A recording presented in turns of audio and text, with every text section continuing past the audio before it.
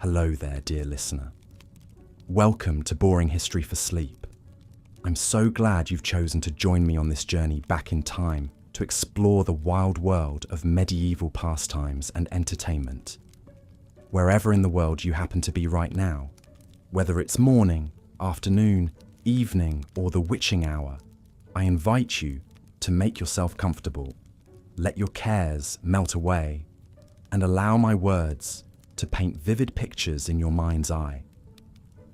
As you settle in, I'd love to know where on this big blue marble you're tuning in from, and what time of day it is in your little corner of the globe.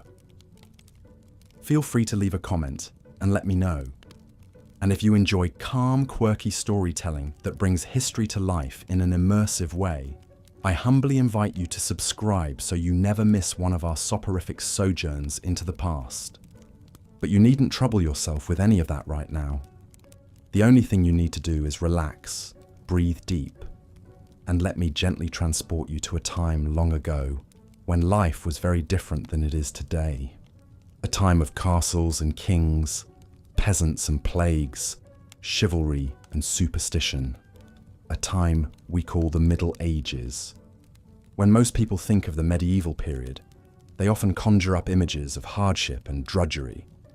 And it's true, life was no picnic for the vast majority of people during this era, which roughly spanned from the 5th to the 15th century. It was a feudal society where a small noble class ruled over a large peasant population. For the average serf toiling in the fields, or the apprentice plying his trade, each day was a struggle for survival. But even in the face of war, disease, oppression, and backbreaking labour, the human spirit endures. And medieval folks, just like people in every age, found ways to cope with their lot in life and escape, however briefly, into the realms of joy, revelry, and entertainment. Some of their diversions would seem rather familiar to us, while others range from utterly bizarre to the downright dangerous. So come, let us leave the 21st century behind for a while and discover the wild ways that lords and ladies, knights and knaves, jesters and maidens tried to inject some fun into their hard-scrabble lives. It's a journey that will take us from the majestic tournament grounds to the raucous banquet halls, from the misty forests to the muddy fairgrounds. As we explore these bygone amusements, we'll meet an eccentric cast of characters, some heroic, some villainous, and many just trying to get by in a world very different from our own. We'll witness the chivalrous deeds of the greatest knight who ever lived, learn the secrets of a master chef who set the standard for all French cuisine, and mourn the tragic fate of a minstrel turned martyr. Through it all, we'll gain a deeper understanding of the medieval mindset and marvel at the ingenuity and resilience of people who found light in the darkness, laughter in adversity, and merriment in the midst of misery. So blow out that candle, fluff up that pillow, and let's journey back to a time when fun was hard won, but all the more precious because of it. One of the grandest and most iconic forms of medieval entertainment was the tournament.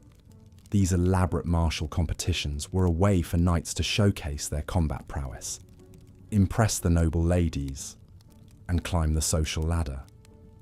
But beyond that, they were hugely anticipated events that offered a splash of colour, excitement, and pageantry for people of all classes.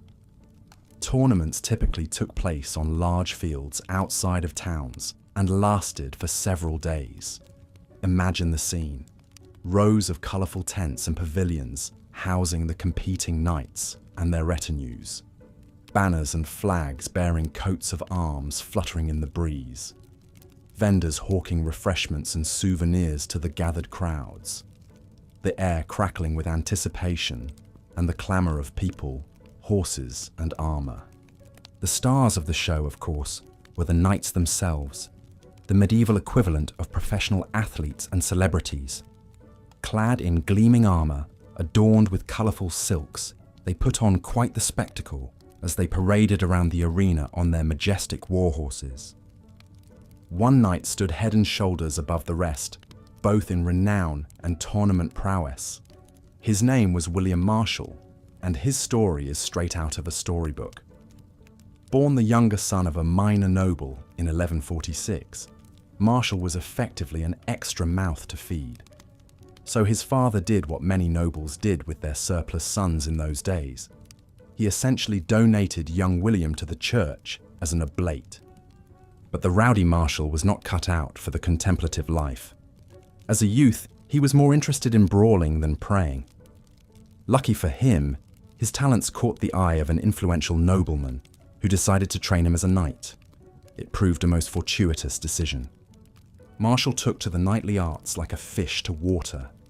But what truly allowed him to make his mark was his daring do on the tourney circuit. In an era when nobles often had to pay huge ransoms if they were defeated in battle or captured, the money that could be won at tournaments offered an attractive alternative. And William Marshall was very, very good at winning tournaments. Contemporary accounts claim he emerged victorious from an astonishing 500 jousts.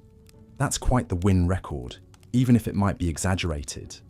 But there's no doubt Marshall was the Michael Jordan of the medieval tourney world, a figure of reverence and renown, a one-man spectacle who drew huge crowds whenever and wherever he competed. His success in the arena translated to success at court. Over his long life, Marshall would serve as a right-hand man to no less than 5 English kings, most notably Richard the Lionheart and his brother John. He remained a paragon of loyalty and wisdom through reigns and rebellions, intrigue and outright war. By the time he died in 1219, he'd risen from humble origins to become one of the most powerful and respected men in the realm, the Earl of Pembroke and Lord Protector of the young King Henry III. But let's get back to those tournaments, because that's where Marshall first made his name. A tournament was a much more raucous and chaotic affair than the sanitized, Renaissance fair jousts we're used to seeing today. In fact, the original tournaments were essentially mock battles, free-for-alls, where large groups of knights clashed in an effort to capture each other for ransom. As you might imagine, these early contests often devolved into very real and dangerous brawls, especially when rivalries and tempers ran hot. The melees could result in severe injuries and even deaths, to the point where the Vatican tried to ban tournaments altogether as needlessly risky to life and limb. Those edicts were largely ignored, of course, but they did spur the nobility to make an effort to impose rules and rein in the bloodshed. By Marshall's time in the late 12th century, tournaments had evolved into somewhat more structured and controlled events, while still retaining an element of risk and unpredictability that kept spectators on the edges of their seats. The individual joust emerged as the main event, with knights going head-to-head in an effort to unseat each other with lance and shield. Even then, serious injuries were common. Marshall himself was said to have been pierced clean through the thigh by a lance during one joust. But for the most skilled and cunning knights, the risks were worth the potential rewards of ransom money, a champion's share of the prize purse, valuable war horses and armor, and the favor of a delighted noble patron. To really get a sense of what these tournaments were like at the height of their cultural dominance, let's zoom in on one especially famous, or perhaps infamous, competition that took place in 1274. The setting was the northern French region of Chalons, and the key players were the brash English Prince Edward, who would later be crowned King Edward I, and the Count of Chalons, a French nobleman. According to one contemporary account, the trouble started when Edward showed up at the tournament grounds with an entourage of no less than 200 knights. The sheer size of his retinue was seen as an arrogant power move by the French hosts, who were used to being the big cheeses at their own tournaments. The Count of Chalons took particular umbrage at the perceived slight. Things came to a head on the tourney pitch in front of a crowd of thousands. One of Edward's men emerged victorious in his joust against the Count's son, which must have really rankled the French lord. Heated words were exchanged. and before anyone quite knew what was happening, the Count of Chalon charged at the prince himself. Lance lowered. Bad move. Edward deftly dodged the blow and quickly got the better of his hot-headed attacker. According to one witness, the prince grabbed the count around the neck, threw him off his horse into the mud, and struck him with his fist between the shoulders, so that the noise of the blow was heard by those standing far off. Talk about a royal rumble. The humiliated count skulked off to lick his wounds, while Edward basked in the cheers of the crowd. It was the kind of dramatic confrontation and astonishing feat of arms that made tournaments such electrifying spectacles. Of course, once the adrenaline rush wore off, there was still the pesky matter of politics to deal with. The French king, who was the uncle of both Edward and the Count of Chalons, was none too pleased by the diplomatic incident on his doorstep. It took some delicate manoeuvring to smooth over ruffled royal feathers and keep the peace between England and France, at least for the time being. Incidents like this just go to show how tournaments, beyond being rip-roaring entertainments, were also mirrors of the political feuds and power plays of medieval society. They may have been mock battles, but the rivalries and ambitions behind them were very real indeed. Well, dear listener, I think that's quite enough jousting and jostling for one sitting. We've only just scratched the shining surface of medieval entertainment, and there are so many more marvels and merriments to explore, but those will have to wait for another day. For now, I'll bid you a fond good night and leave you to dream of gallant knights, fluttering banners, and the thunder of hooves across a tourney field. May you find rest, respite, and revelation in the arms of history. Until next time, this is your faithful chronicler of times past, wishing you a peaceful slumber full of only the sweetest medieval fancies. Good night.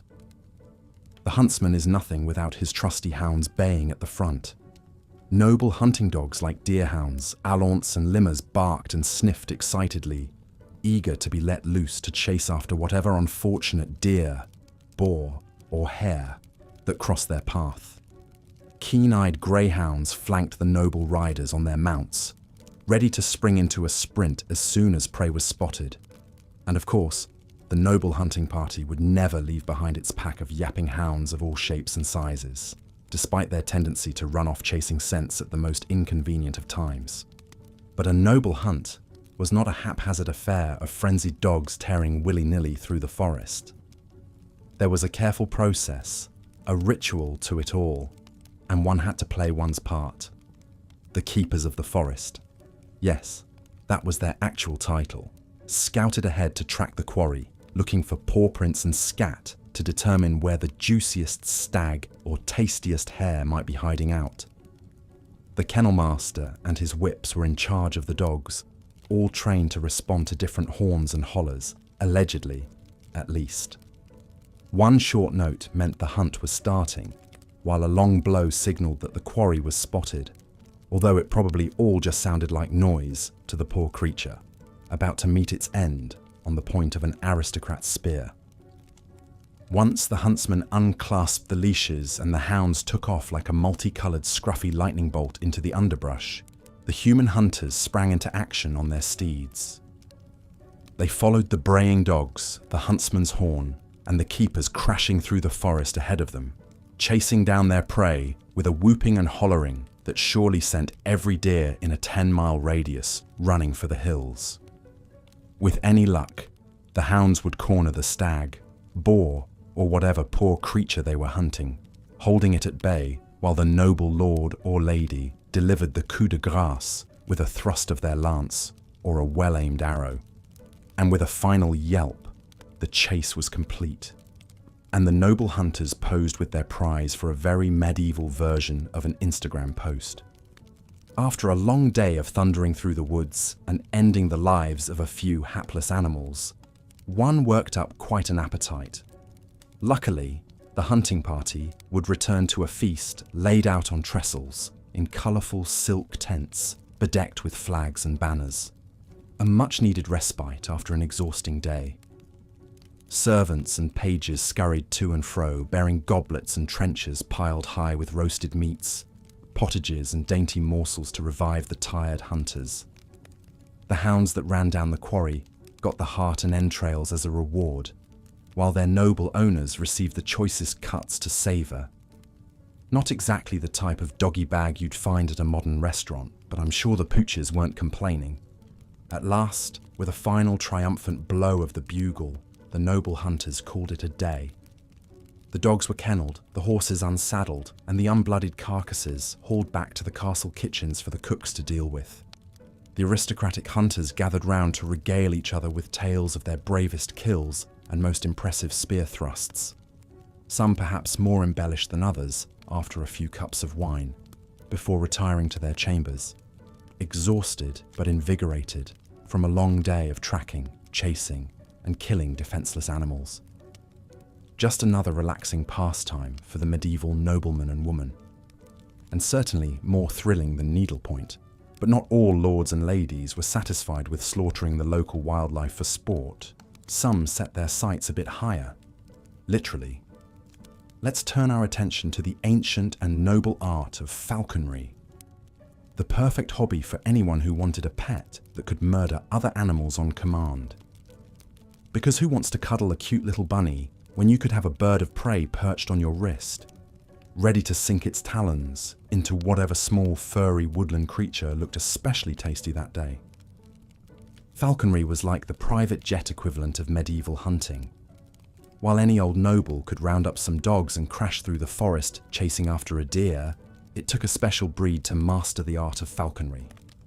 Handlers, called falconers, had to capture and train their birds through a careful process that involved hoods, jesses, and a whole lot of patience. Like an especially strict prep school, young birds started off as an ayaz, then became a passenger, and finally graduated to the level of haggard, terms that sound more appropriate for a biker gang than a bunch of birds. But the Middle Ages had a flair for the dramatic. Once a falcon was trained, the real fun began. The noble falconer, bird perched imperiously on their leather-gloved fist, rode out in search of prey, scanning the skies and fields for a glimpse of something small and furry, and preferably not too fast. When a likely victim was spotted, the falcon was let loose, swooping through the air like a feathery guided missile locked onto the racing heartbeat of a terrified rabbit or pheasant, or whatever hapless creature had the misfortune to be the falcon's designated lunch that day. If all went well, for the falcon and falconer, not so much the prey, the bird sank its razor-sharp talons into the small animal, giving a triumphant cry to alert its human hunting partner that the deed was done. The noble falconer retrieved their bird and its kill, rewarding it with a few tasty morsels before placing it back on its perch for the trip home. Clearly, falconry required a close bond and clear communication between human and bird, and a shared taste for blood sport. Among the nobility, falconry was the ultimate status symbol. The bigger and rarer your bird, the more impressive you were. Like the supercar collectors of today, the elite clamoured for the sleekest, most powerful birds of prey to show off. For instance, the gerfalcon, a majestic white raptor that could reach speeds of up to 130 miles per hour in pursuit of prey, was the Lamborghini of the falconry world, highly coveted and worth a small fortune. European nobles had the hawking game on lock, but they weren't the only ones who appreciated a bird that could kill on command. In the Middle East, falconry was an ancient tradition, thought to date back thousands of years to the nomadic tribes of the Central Asian steppes, who first figured out that birds of prey were better hunters than humans with bows and arrows could ever hope to be.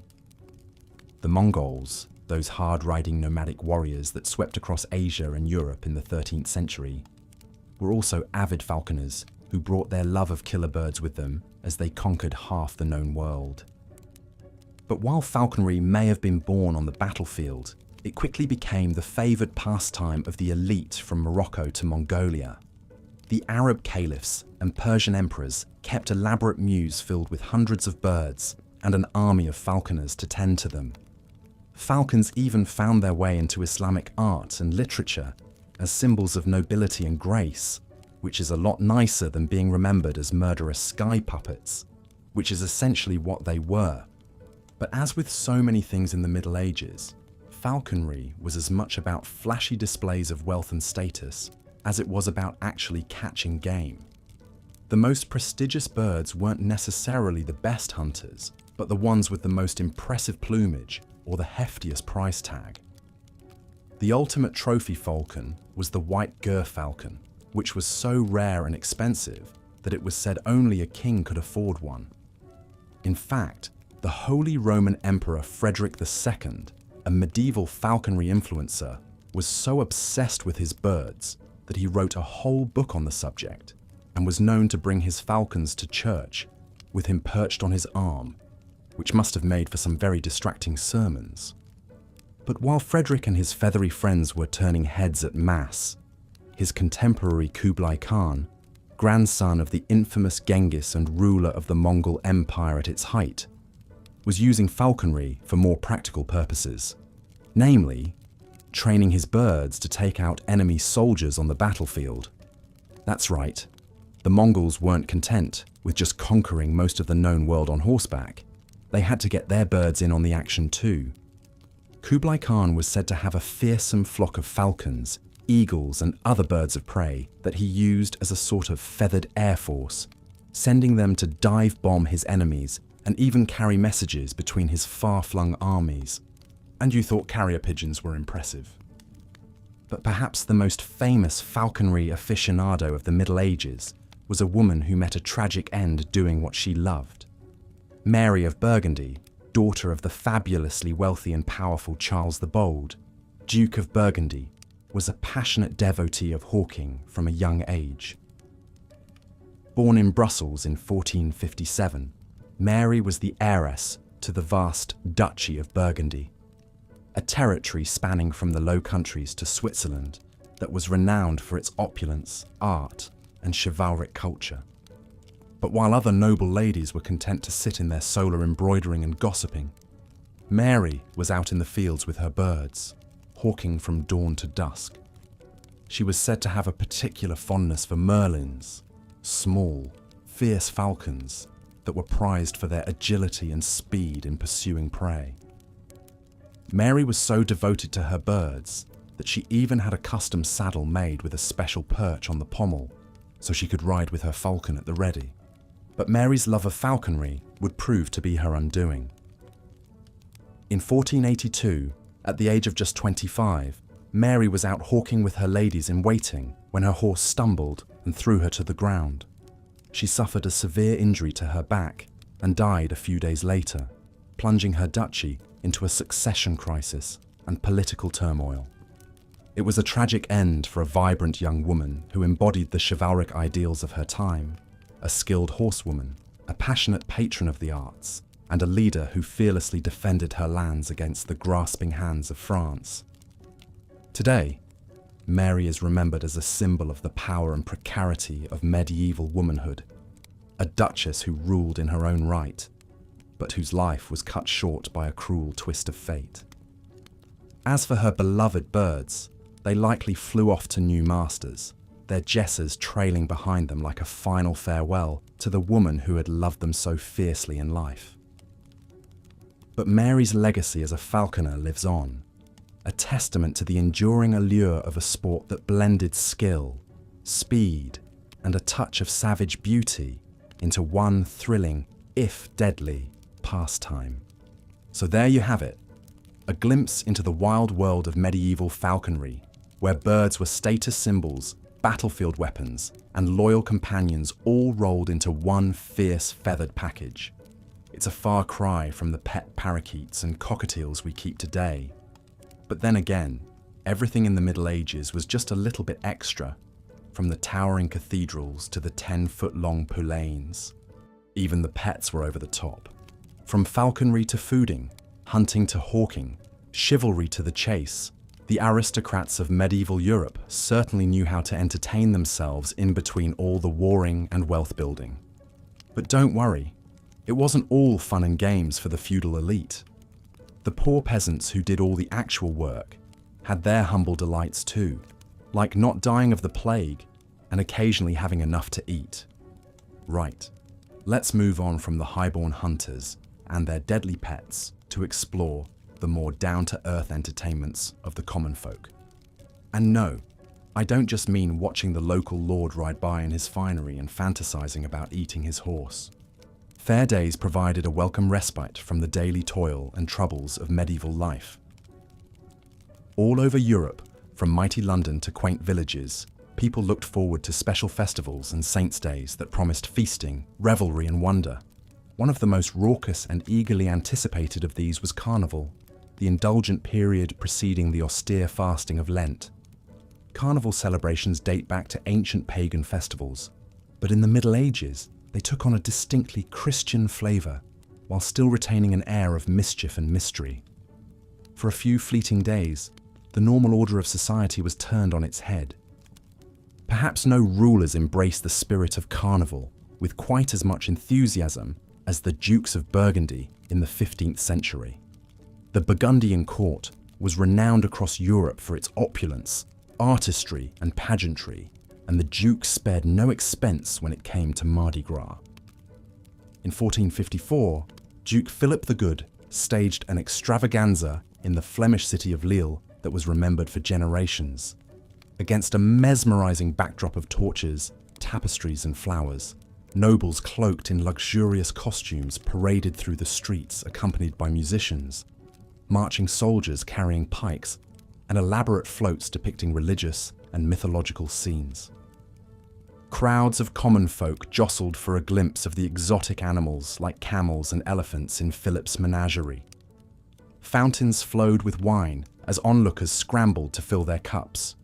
Troubadours and poets performed ballads regaling the Duke's chivalry and might. And as night fell, a lavish banquet commenced in the Duke's palace, featuring a dizzying array of delicacies like roast peacock, candied violets, and sugary sculptures. The climax came when Philip made his grand entrance dressed as a woodsman, the torchlight glinting off his cloth of gold. Before all the assembled nobles, he solemnly vowed to take up the cross and embark on a crusade to recapture Constantinople from the Turks, a pledge known as the Feast of the Pheasant. Though Philip never actually fulfilled this oath, his carnival vow exemplified the dreamlike splendour of Burgundy at its height. Further north in England, a rather different carnival tradition emerged, the election of boy bishops. In a playful inversion of church hierarchy, young boys were chosen to lead religious services and even deliver a sermon before the grown clergyman on Holy Innocents' Day. This peculiar custom, recorded as early as the 10th century, became widespread and was practiced in many of England's great cathedrals and monasteries.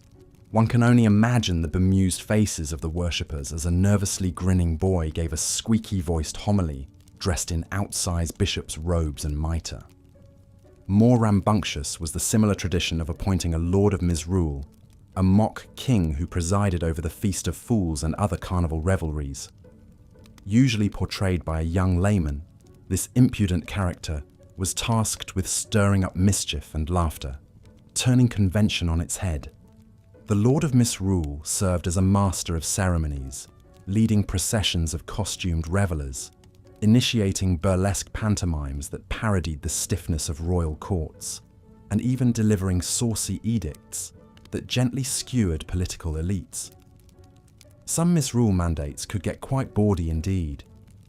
One recorded example from the Abbey of Unreason in Scotland cheekily proclaimed, in the name of high drunkenness, that monks should sit for prayers, drink only ale, and make better cheer than ever before. Of course, the actual authorities usually kept a wary eye on such antics, lest the foolery get out of hand. There were occasional crackdowns by disapproving bishops or town fathers. But by and large, a few days of silliness and sanctioned satire provided a much-needed steam valve in the rigid hierarchy of medieval society. While Carnival brought a burst of festivity in late winter, other celebrations were sprinkled throughout the medieval calendar. The midsummer feast of St. John the Baptist featured bonfires, dancing, and love divinations in many areas. Young women floated wreaths with candles on rivers and streams, hoping to glean clues about their future husbands from the flickering flames. If a girl's wreath sank, it was an ominous sign that she would not marry that year. Fragrant herbs like rosemary and St. John's wort were gathered and strewn about homes to ward off evil spirits.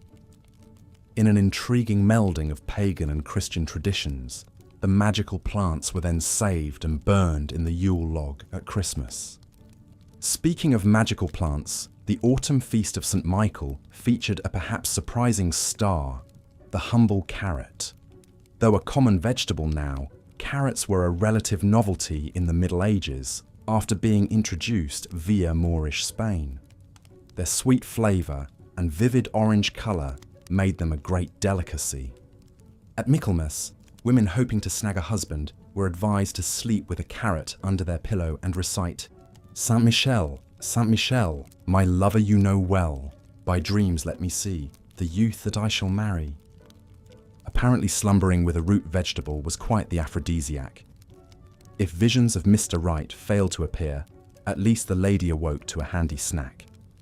Beyond Saints' Days, every town and village had its own local festivals commemorating events like the anniversary of the parish church's consecration or the birth of a royal heir.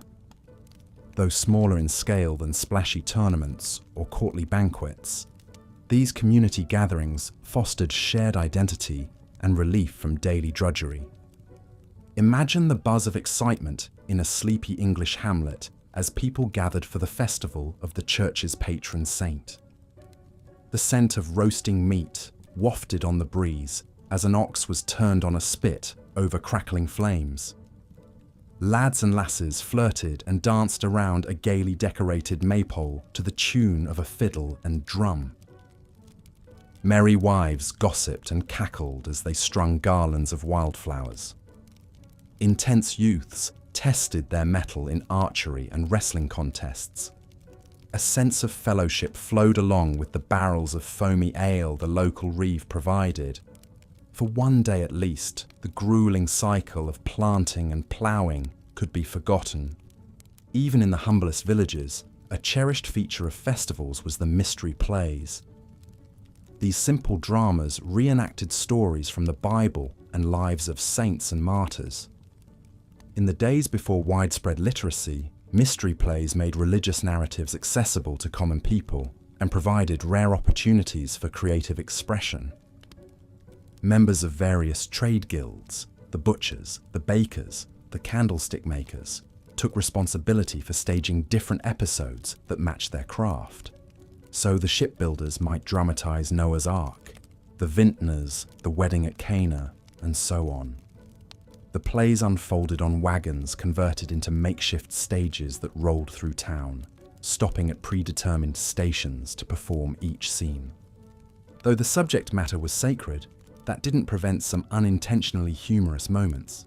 Since special effects were rather rudimentary, angels made do with chicken feathers glued to a white robe.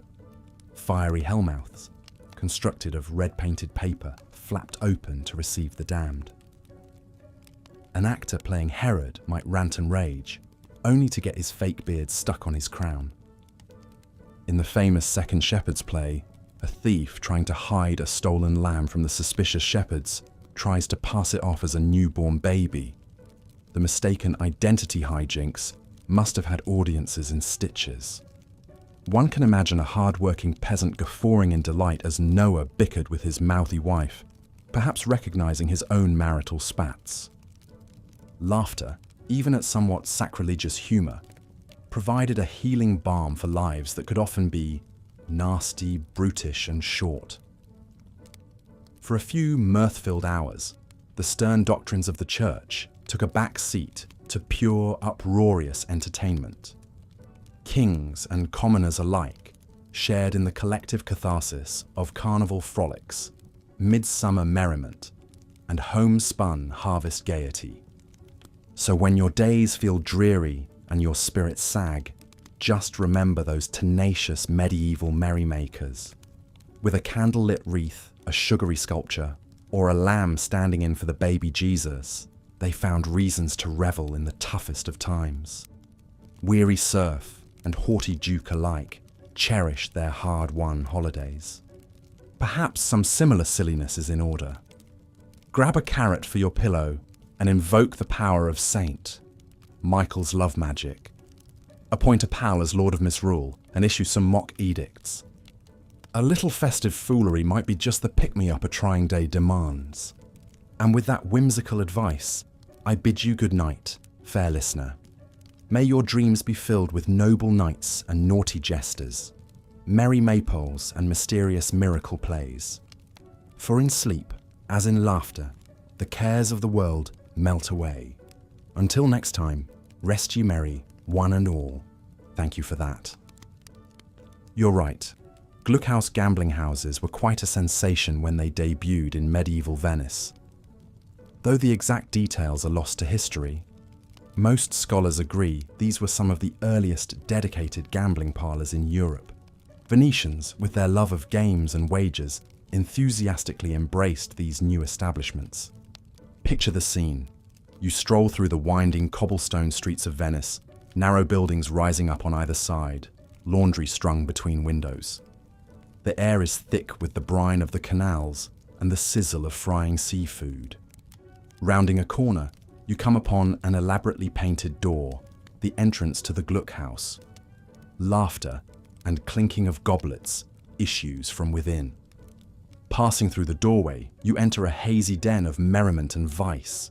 Gamblers crowd around tables, the strain of wins and losses playing across their faces in the flickering candlelight. A trio of minstrels picks out a jaunty tune in the corner. Servers wind through the throng carrying trays of wine and plates of antipasti. Making your way to one of the tables, you survey the game in progress. Funny-looking dice carved from animal bones rattle in a shooter's hand.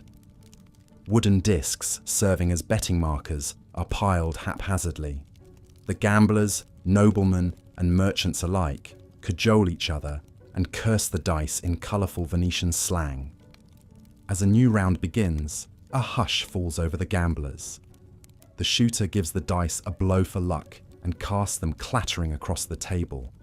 Cheers erupt as the dice come to rest, revealing a winning roll. Coins are scooped towards the lucky few as the losers groan.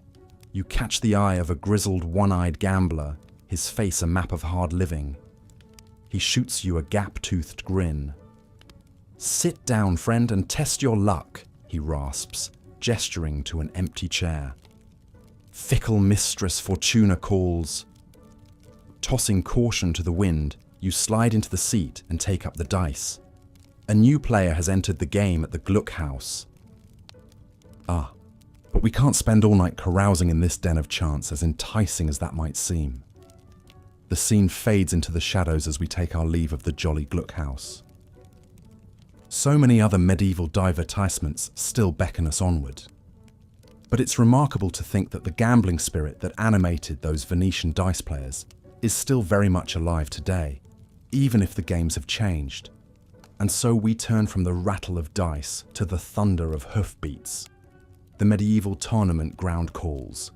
For noble knights and enthusiastic common folk alike, nothing could match the pageantry and excitement of a grand tournament. It was a chance for skilled warriors to test their mettle, and for spectators to marvel at displays of martial prowess. One of the most celebrated knights of the tournament circuit was William Marshall, a man who rose from humble origins to become renowned as the greatest knight in Christendom. Marshall was the younger son of a minor English nobleman, but his skill with the lance and sword would make him a legend. In his youth, Marshall was sent to Normandy to train in the arts of knighthood. He proved a quick study with a natural gift for the bruising physicality of mounted combat. Soon, he was travelling the tournament circuit as a roving knight-errant, making a name for himself with his victories. Imagine the scene as Marshall arrives at a tournament ground. a broad field bustling with activity under a bright blue sky. Gaily coloured tents and pavilions surround the list field where the jousting will take place. Pennants snap in the breeze, each one emblazoned with the coat of arms of a participating knight. The thunder of hoofbeats announces a column of armoured knights riding onto the field, martial among them. His armour is unadorned, workmanlike. He has no need for frippery. The knights take their places at either end of the list, couching their lances and preparing to charge. A hush falls over the crowd as a herald steps forth and begins announcing the combatants with a trumpet fanfare. The noble ladies wave their favours to their chosen champions. Then, at a signal from the master of ceremonies, the knights spur their horses into a gallop. Lances lower into place as the knights hurtle towards each other, sun glinting off their armour. With a titanic crash, they collide in the centre of the list. Lances shatter in explosions of splinters. A knight tumbles from his saddle, his armour clanging as he hits the ground. But Marshall keeps his seat, expertly guiding his steed to the end of the list. Squires scurry to supply him with a fresh lance. He wheels about and readies himself for the next pass. This display of skill and bravery is what has won Marshall such renown on the tournament fields of Europe. As the day wears on, Marshall bests challenger after challenger. The crowd applauds his gallantry and prowess. Some onlookers even dash out to scoop up pieces of his shattered lances as souvenirs. By the end of the tournament, Marshall is declared the champion. He dips his lance to the noble lord hosting the event as the crowd cheers. With his string of tournament victories and reputation for honesty and loyalty, William Marshall caught the eye of some powerful patrons. He would go on to serve as a household knight for Eleanor of Aquitaine and tournament captain for her son, Henry the young king. Even as he entered the service of the Plantagenet royal family, Marshall still found time to compete in tournaments. In 1177, he journeyed to Paris to participate in a grand tournament, a melee hosted by the French crown. After handily defeating all comers, Marshall was set to face off against the king's kinsman. But the opponent's lackluster skill was no match for Marshall. The crowds began to jeer and heckle the hapless French knight. Seeking to salvage his kinsman's dignity, the king begged Marshall to throw the match. True to his reputation for loyalty, Marshall dutifully took a dive, allowing himself to be flung from his horse. The French knight was allowed to save face, but no one was fooled. Marshall's chivalry and honour only burnished his legend. He would go on to serve as tutor in chivalry to Henry the young king, and earn fame defending Henry's claim to the throne in the Great Rebellion of 1173. Marshall's tournament exploits were the making of his reputation, but they were far from the end of his story. His integrity and battle prowess would see him become a respected statesman, regent, and advisor to no less than 5 English kings. But those are tales for another time. For now, the shadows lengthen over the tournament ground as the day's final match comes to an end. The crowds begin to disperse back to their pavilions, and the knights retire to their tents to be helped out of their armour by their squires. Blacksmiths begin the task of hammering dents out of helms and breastplates by firelight. The tournament has been a rousing spectacle, a welcome jolt of excitement for commoners and nobles alike. In a time when warfare was grim and all too common, the tournament allowed knights to test their skills in a more controlled setting. It was a chance for glory, fanfare, and gallantry. The tournament grounds grow quiet as night settles in, and the revellers seek their beds. But the glow of the day's excitement lingers, a happy memory to revisit in times of drudgery or hardship. In a medieval world that could often be brutal and harsh, the tournament was a cherished escape into pageantry and sport. But the call of the tournament is only one of many tantalizing amusements drawing us onward. The flicker of the Renaissance is still only a distant glow on the horizon. There are centuries of medieval entertainments yet to explore, each a window into the dreams and pastimes of a long ago world. Our journey through the Middle Ages continues. But for now, the candles gutter low, and the velvet night wraps us in its embrace. Surely it is time for these weary old bones to seek the comfort of bed and pillow. There will be more wild medieval tales to spin upon the morrow. So I bid you good night, gentle listener. May your slumber be easy and your dreams sweet, untainted by the clang and clamour of the tournament field. Rest now, and on the morrow, our quest for medieval merriment shall resume with vigour renewed. Until then, I remain your humble guide, the chronicler of centuries past. Adieu. In the harsh and often short lives of medieval peasants, entertainment provided a rare respite from backbreaking toil and the ever-present spectre of disease, famine, and violence. While the nobility had the leisure and wealth to indulge in more refined and extravagant amusements, even the lowliest serfs found ways to infuse some merriment into their meagre existence. One of the simplest yet most beloved peasant pastimes was dancing. On feast days and holidays, villagers would gather to perform lively jigs, reels, and circle dances accompanied by whatever makeshift instruments they could muster: pipes, drums, fiddles played by itinerant minstrels if they were lucky. There was little in the way of formal steps or choreography. These dances were free-form expressions of pure joy and communal celebration. For a few precious moments, the worries of the workaday world could be forgotten in a whirl of flailing limbs and stomping feet. Another perennially popular diversion was the humble game of bowls.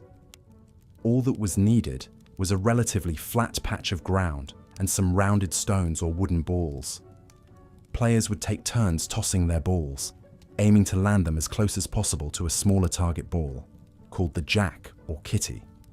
It was a game that could be enjoyed by young and old alike, men and women, making it a staple of village greens and tavern yards across Europe. Speaking of taverns, these establishments were the closest thing most medieval peasants had to an entertainment venue. After a long day in the fields, men would gather to quaff ale, swap stories, sing bawdy songs, and perhaps engage in some friendly wagering on dice or card games. Gambling with dice had been popular since ancient Roman times, and the medieval versions wasn't much different. Simply toss the dice and hope that your number comes up. Not exactly Vegas, but it added an extra thrill to the night's revelry. Of course, peasant fun couldn't hold a candle to the opulent amusements enjoyed by the nobility. Imagine, if you will, the splendour of a grand tournament held by a wealthy lord. Knights in gleaming armour astride snorting steeds, vividly colourful banners snapping in the breeze, the thunder of hooves and the crash of lances as the champions vied for glory and riches before a cheering crowd. It was like a blockbuster sporting event and a rock concert rolled into one. But even for the nobility, life wasn't all jousts and banquets. In a world where warfare was the order of the day, tournaments served as a way for knights to hone their combat skills. As the saying goes, next to war, there is nothing more like war than a tournament. Training for these mock battles began in childhood, with young pages and squires learning the arts of swordplay, lancing, and horsemanship under the tutelage of veteran knights. One of the most famous of these knightly tutors was William Marshall, who rose from humble origins to become the greatest tournament champion of his age, and a trusted advisor to no less than 5 English kings. Born in 1147 to a minor noble family, William was given to the king as a hostage when he was just 5 years old, a surety for his father's good behaviour. When his father failed to keep his word, the king threatened to have young William catapulted over the castle walls to his death. But fortunately for William, and for England, the king's cruel bluff was never called. The boy was spared and sent to Normandy to receive a proper knightly education. There he excelled in the martial arts, quickly making a name for himself on the tournament circuit. His skill with a lance was unmatched. He once even managed to kill 3 adversaries with a single blow, impaling one through the chest and driving the splintered lance through his body into the 2 men behind him. Ouch. But William was more than just a brute in armour. He was also renowned for his honour, chivalry, and loyalty. When King Henry II's sons rebelled against their father, William remained steadfastly by the old king's side. And when Henry died a broken man, it was William who personally carried his body to be buried at Fontevraud Abbey. Such fealty did not go unrewarded. William went on to serve Henry's successors with equal distinction, acting as a chief advisor, diplomat, and military commander. By the time of his own death in 1219, he had amassed a vast fortune through tournament winnings and royal land grants. He was even made Regent of England on behalf of the child King Henry III. Not bad for a boy who had once been dangled over the edge of a castle by his ankles. Of course, not every tournament had such lofty political stakes. Many were held simply for the sheer spectacle and sport of it all. The grandest of these extravaganzas could last for days or even weeks, drawing knights and spectators from across Europe. One such event was the tournament at Châlons in 1274, hosted by the Count of Châlons in the French region of Champagne.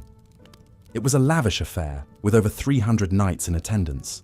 Among them were the cream of European chivalry, including the dashing Edward, Prince of Wales, later King Edward I of England. But what began as a friendly competition soon took a turn for the scandalous. During a joust, Edward's lance struck the Count of Châlons with such force that it knocked him clear off his horse.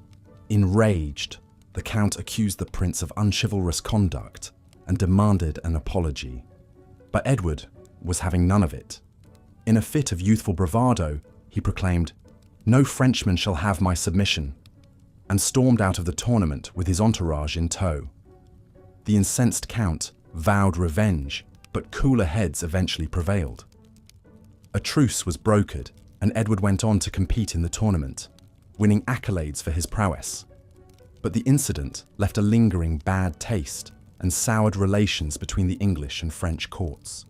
Such diplomatic tensions were not uncommon in the world of medieval tournaments. These events weren't just about athletic glory. They were also a way for nobles to flaunt their wealth, power, and prestige. A well-run tournament could cement a lord's reputation and influence, attracting allies and intimidating rivals. Conversely, a poorly managed or sparsely attended affair could be a humiliating blow to a noble's standing. No one understood this better than René of Anjou, the 15th century French duke and king who was nicknamed the Good for his reputation as a just and enlightened ruler. René was a true Renaissance man, a skilled knight, a patron of the arts, and a master at the game of courtly politics. He knew that a dazzling tournament could be a powerful tool for winning hearts and minds. In 1446, René staged a grand tournament at his capital of Nancy that was unlike anything the world had ever seen. Dubbed the Pas de la Bergère, or Shepherdess's Dance, it was a whimsical blend of chivalric pageantry and theatrics inspired by the pastoral romance of the Middle Ages.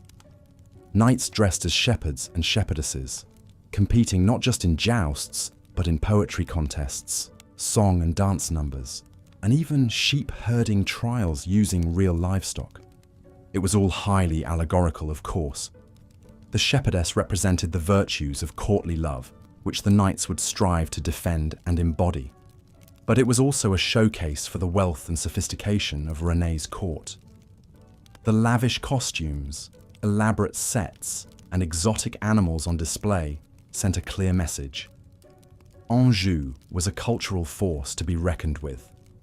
The highlight of the tournament was the Pas d'Armes, or Passage of Arms, in which daring knights would attempt to cross a mock fortress bridge defended by René and his hand-picked champions. It was a feat of arms straight out of Arthurian legend, meant to evoke the daunting perils and rewards of the chivalric quest. For days, the cream of European knighthood tried and failed to best René's team, much to the delight of the crowd. The Duke himself, dressed in resplendent gold armour, held the bridge like a latter-day Lancelot. In the end, it was his own brother-in-law, the dashing Ferry de Lorraine, who finally managed to unhorse René and seize the prize. But the real winner was René himself.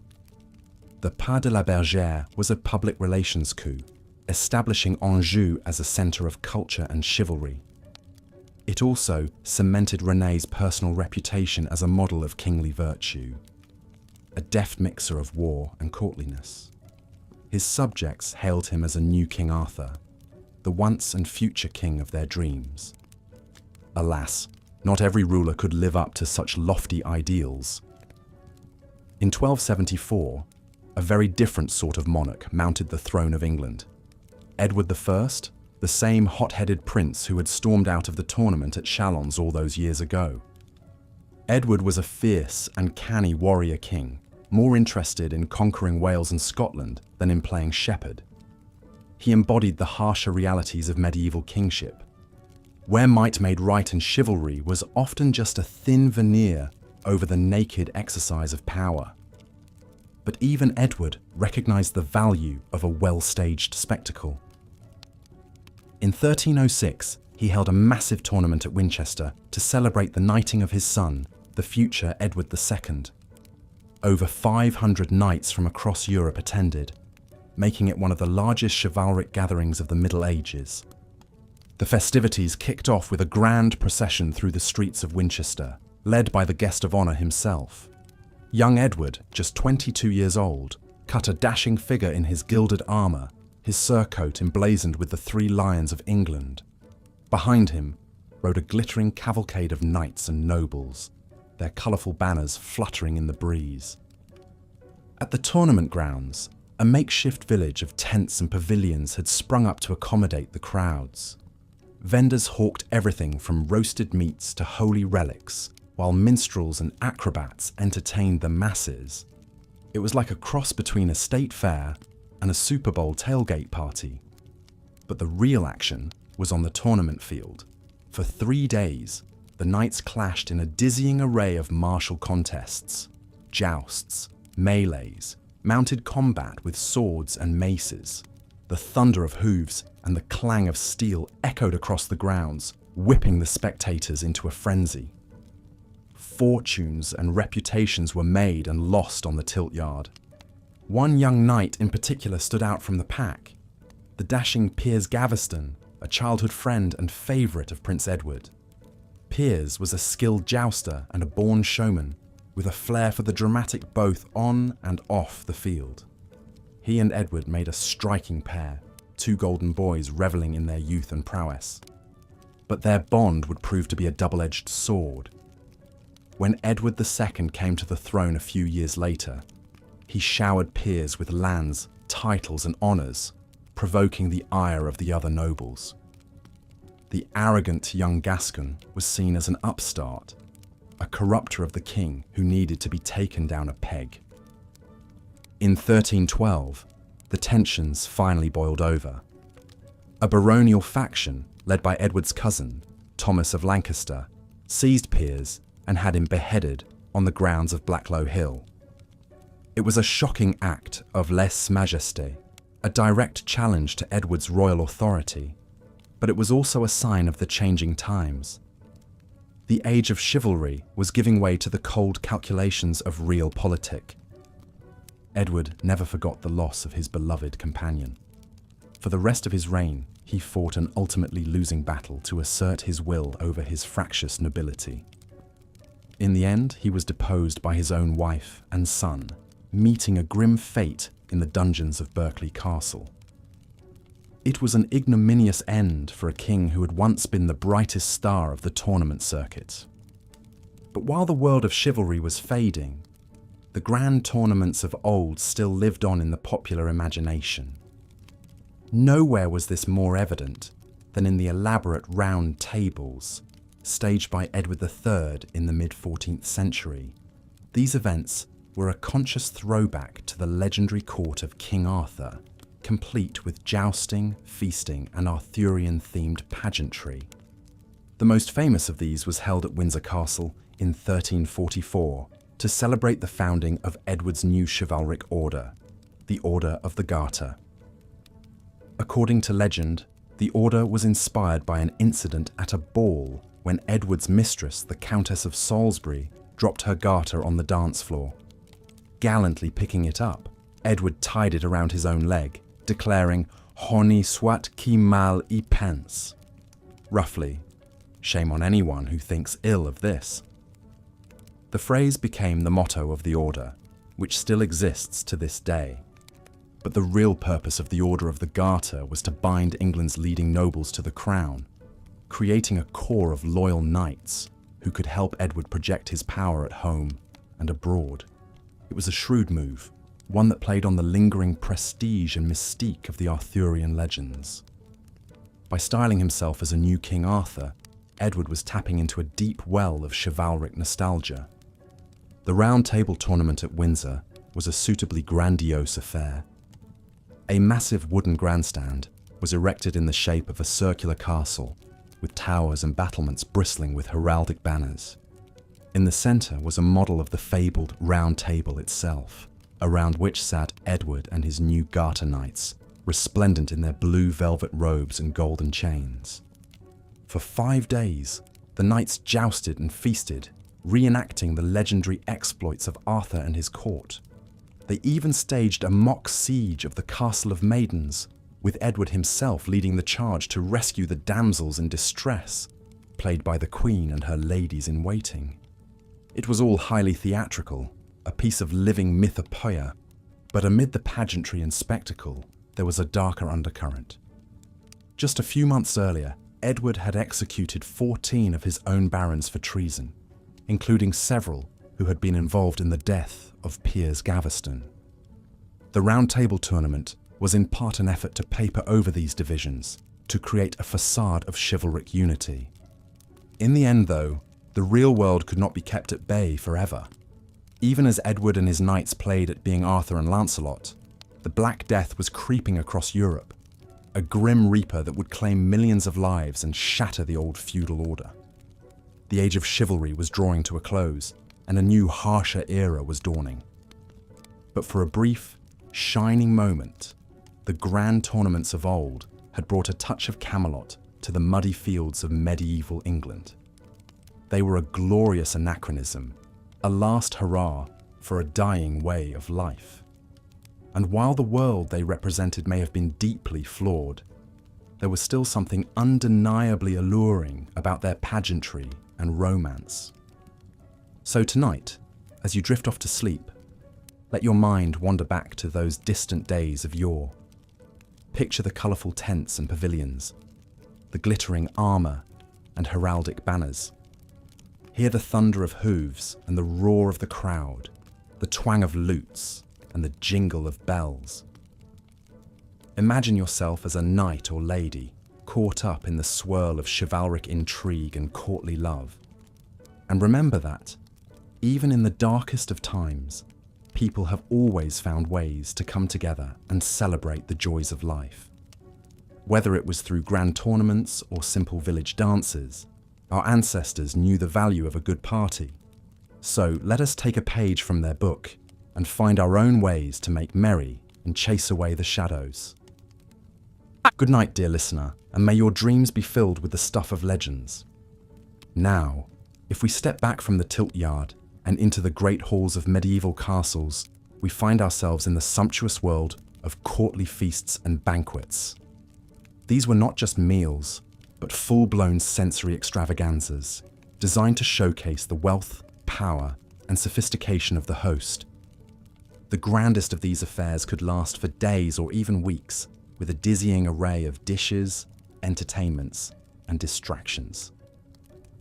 The feast given by King Charles V of France in 1378 to celebrate the Holy Roman Emperor's visit reportedly featured over 50 courses, including such delicacies as roasted peacocks redressed in their own plumage, and a pie filled with live birds that burst forth in song when the crust was cut.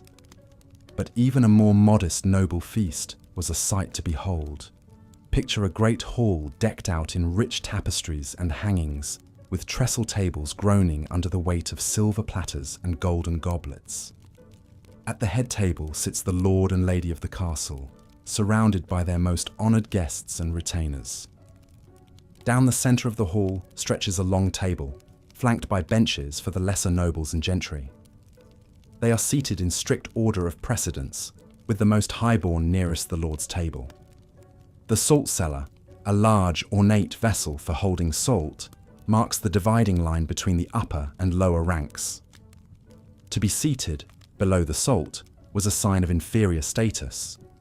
As the guests take their seats, a procession of servants enters bearing the first course, perhaps a subtlety or entremet, an elaborate edible sculpture meant to amuse and impress. It might take the... Continuing the script. The merry entertainments and feasts of the nobles may have offered a welcome diversion from medieval life's hardships, but for the majority of people, the simple joys of seasonal festivals and fairs were often the highlight of the year. These special occasions punctuated the calendar, giving commoners a much-needed break from the daily toil and drudgery that filled most of their days. Perhaps the most exuberant and raucous of these celebrations was Carnival, the indulgent period of feasting and revelry that preceded the austere fasting of Lent. With roots stretching back to ancient pagan traditions, Carnival was a time when the normal rules and hierarchies of society were temporarily suspended. For a few fleeting days, the world turned upside down as people donned masks and costumes, parading through the streets in a joyous explosion of music, dancing, and mischief. Carnival reached its height in the grand cities of medieval Europe, where the festivities often lasted for weeks and were marked by lavish public spectacles and banquets.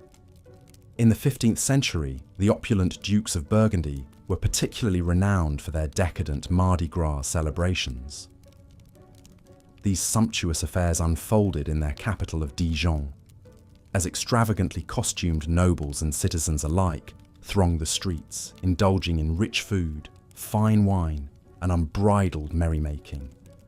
One can only imagine the sights, sounds, and smells that would have greeted a visitor to Dijon during the peak of Carnival.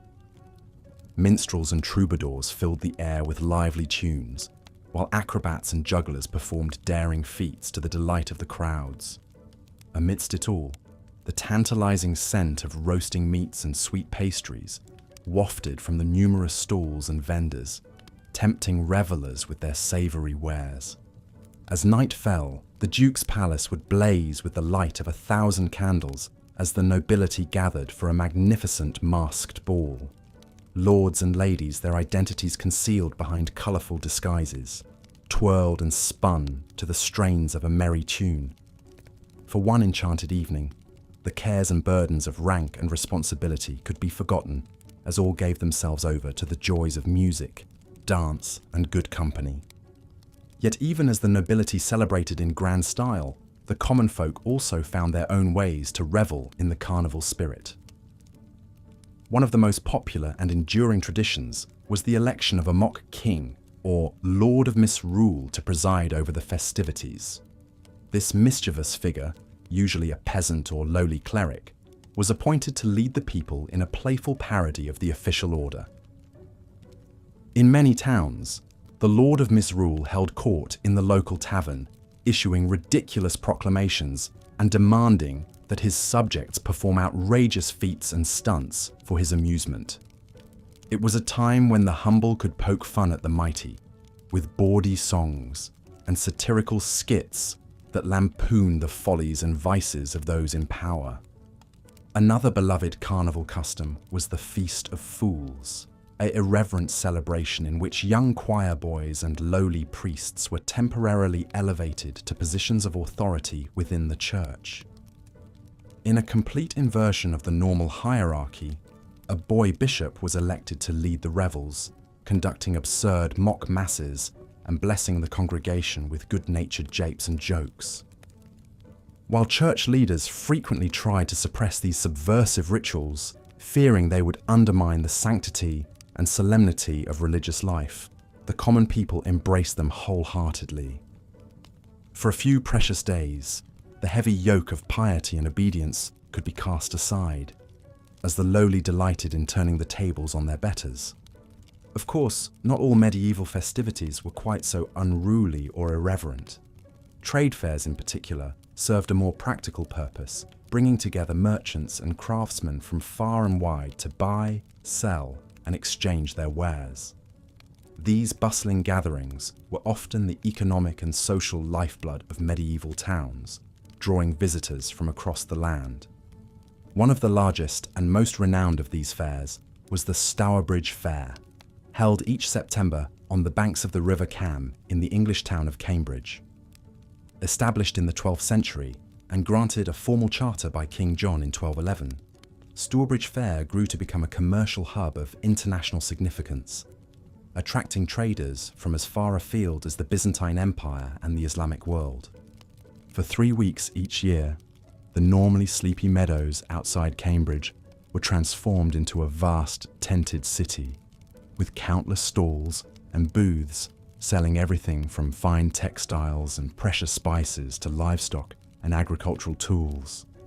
Merchants from Germany, Italy, and Flanders jostled alongside local farmers and craftsmen, haggling over prices and striking deals in a bewildering array of languages and dialects. Yet Stourbridge Fair was much more than just a place of business. It was also a vital social gathering, a chance for people to come together, share news and gossip, and enjoy a welcome break from the isolation and monotony of medieval life. Amidst the serious trade negotiations, there was also plenty of time for laughter, storytelling, and camaraderie. Wandering minstrels and acrobats mingled with the crowds, entertaining the fairgoers with their songs, jests, and feats of daring. Puppet shows and mystery plays, performed on makeshift stages, brought the stories of the Bible and the lives of the saints to vivid life, captivating audiences with their colourful pageantry and dramatic flair. As the sun began to set over the fair's final days, the weary merchants would pack up their unsold goods and begin the long journey home, their purses hopefully a bit heavier, and their hearts a bit lighter. For the locals too, the fair's end was a bittersweet moment, as the excitement and novelty of the past weeks gave way to the familiar rhythms of daily life. But the memories of the fair would linger long after the last tent was struck and the last coin changed hands. In the dark winter months to come, as people huddled around their hearths, they would reminisce about the wonders they had seen, the exotic tales they had heard, and the fleeting friendships they had made. And they would count the days until the fair returned once more, bringing with it the promise of novelty, companionship, and the chance to leave their cares behind, if only for a little while. In many ways, these fairs and festivals were more than just a diversion or a break from the hardships of medieval life. They were a vital reminder of the resilience and joy of the human spirit, a testament to people's ability to find moments of happiness and connection, even in the face of great adversity. So perhaps when we look back on the revelries and pastimes of the Middle Ages, we should not view them merely as curious historical oddities or quaint glimpses into a distant past. Rather, we should see in them a reflection of our own deep-seated need for community, for shared experiences, and for the fleeting magic of a world transformed, if only for a day. And as we drift off to sleep, our minds still filled with visions of colourful carnivals and bustling fairgrounds, we might just find ourselves dreaming of a time when life's simple pleasures were enough to make the heart sing. For in the end, the wild things that medieval people did for fun may not have been so very different from the things that bring us joy and laughter today. So let us all take a moment to raise our imaginary glass to the lords of misrule and the boy bishops, to the minstrels and the merchants, and to all those long ago revellers who knew that even in the darkest of times, there is always room for a bit of merriment and mirth. May their joyful spirits live on in our own hearts, and may we always remember to make time for the simple pleasures that make life worth living. And with that, my dear listeners, we come to the end of our journey through the wild and wonderful world of medieval pastimes. I hope you've enjoyed this whimsical tour through history as much as I've enjoyed sharing it with you.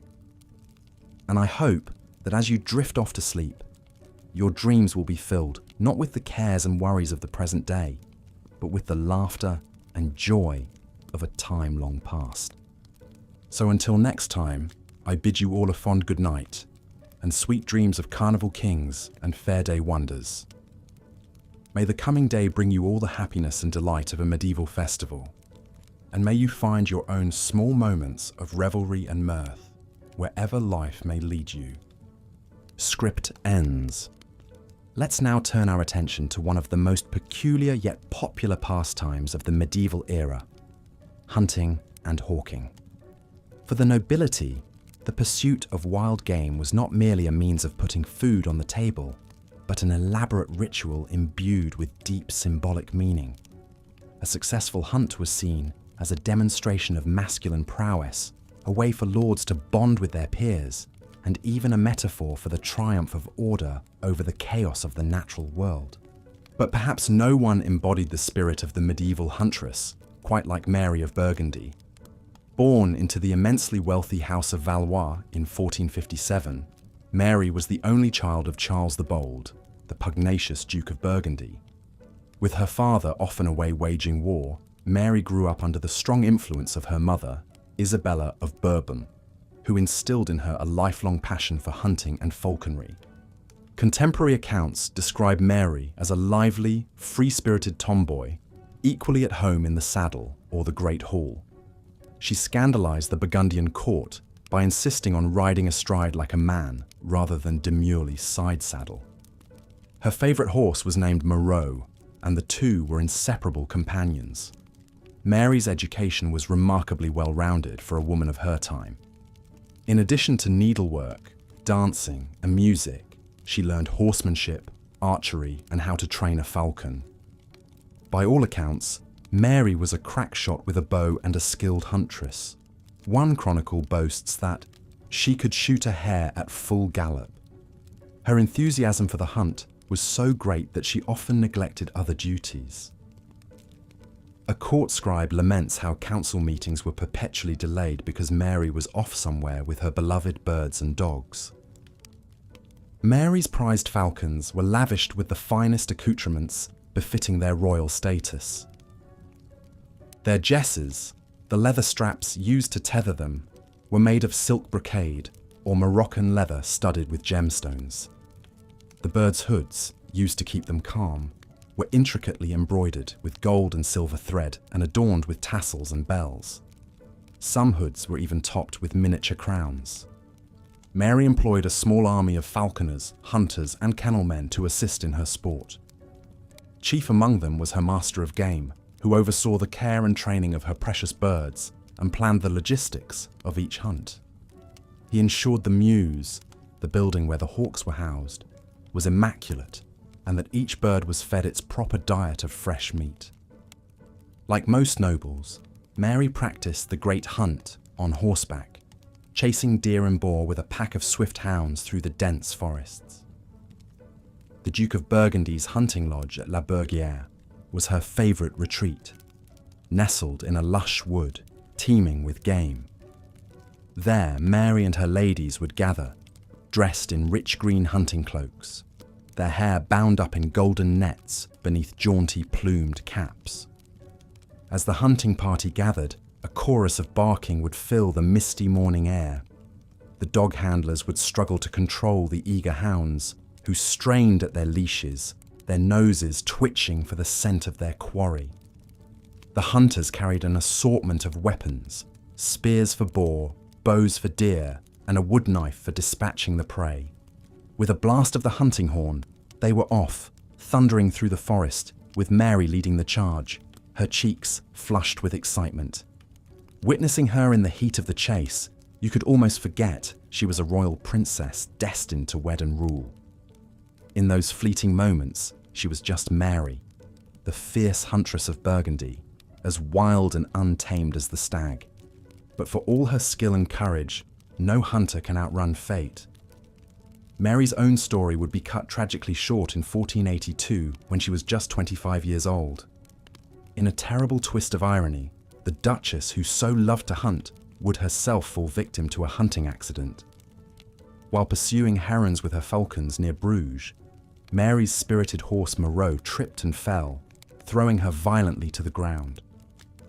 Mary suffered devastating internal injuries and lingered in agony for several days before finally succumbing. Her inconsolable husband Maximilian, whom she had married for love, a rarity among royals, was at her bedside until the end. With her dying breath, Mary asked that her heart be entombed with her beloved Moreau.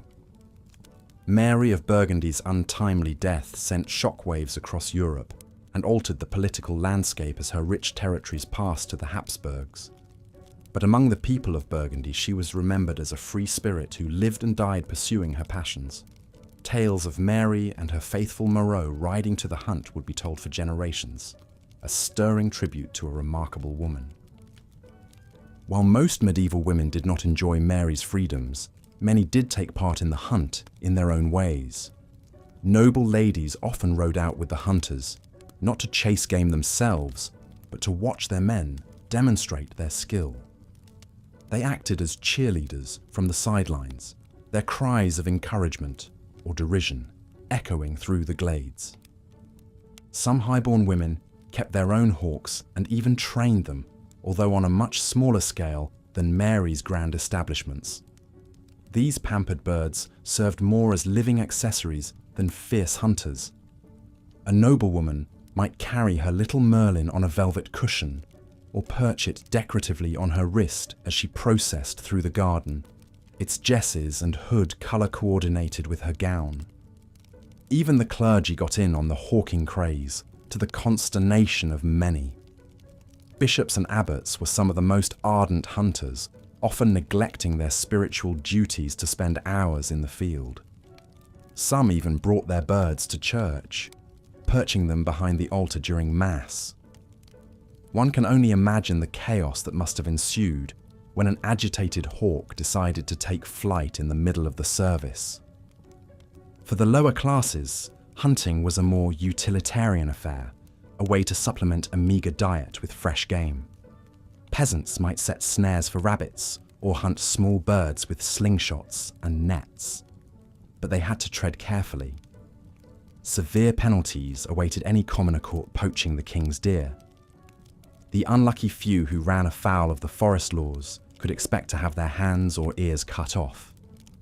So the next time you're enjoying a quiet walk in the woods, spare a thought for the colourful world of medieval hunting.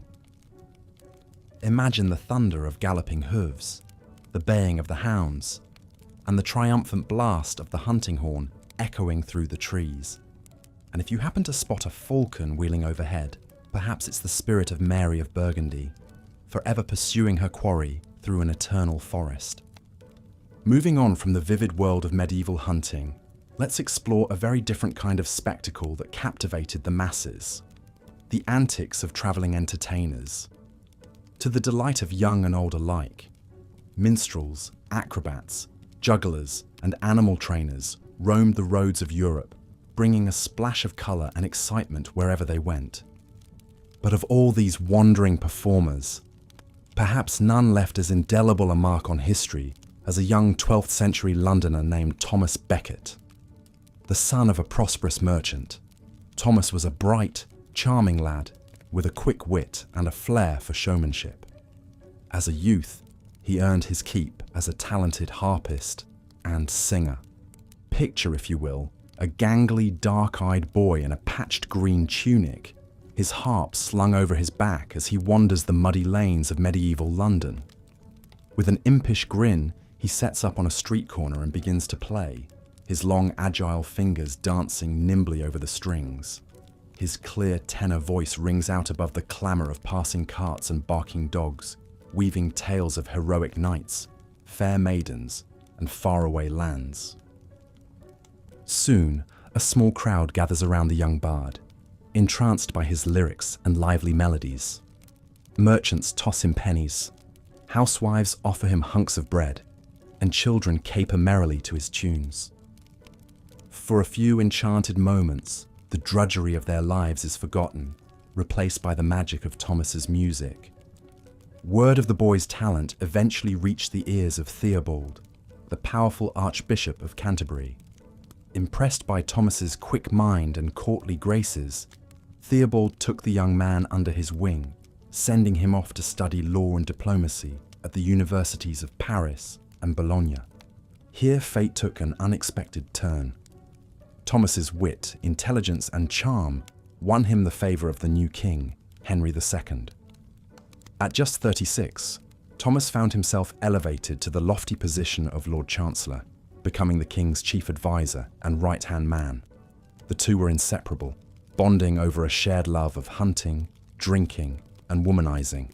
It was said only half-jokingly that they had but one heart and one mind. But the merry bromance was not to last. When the old archbishop died in 1162, Henry appointed Thomas as his successor, assuming the worldly, pliable chancellor would do his bidding. Instead, Thomas underwent a dramatic transformation, casting off his fine silks for a hair shirt and devoting himself wholly to the church.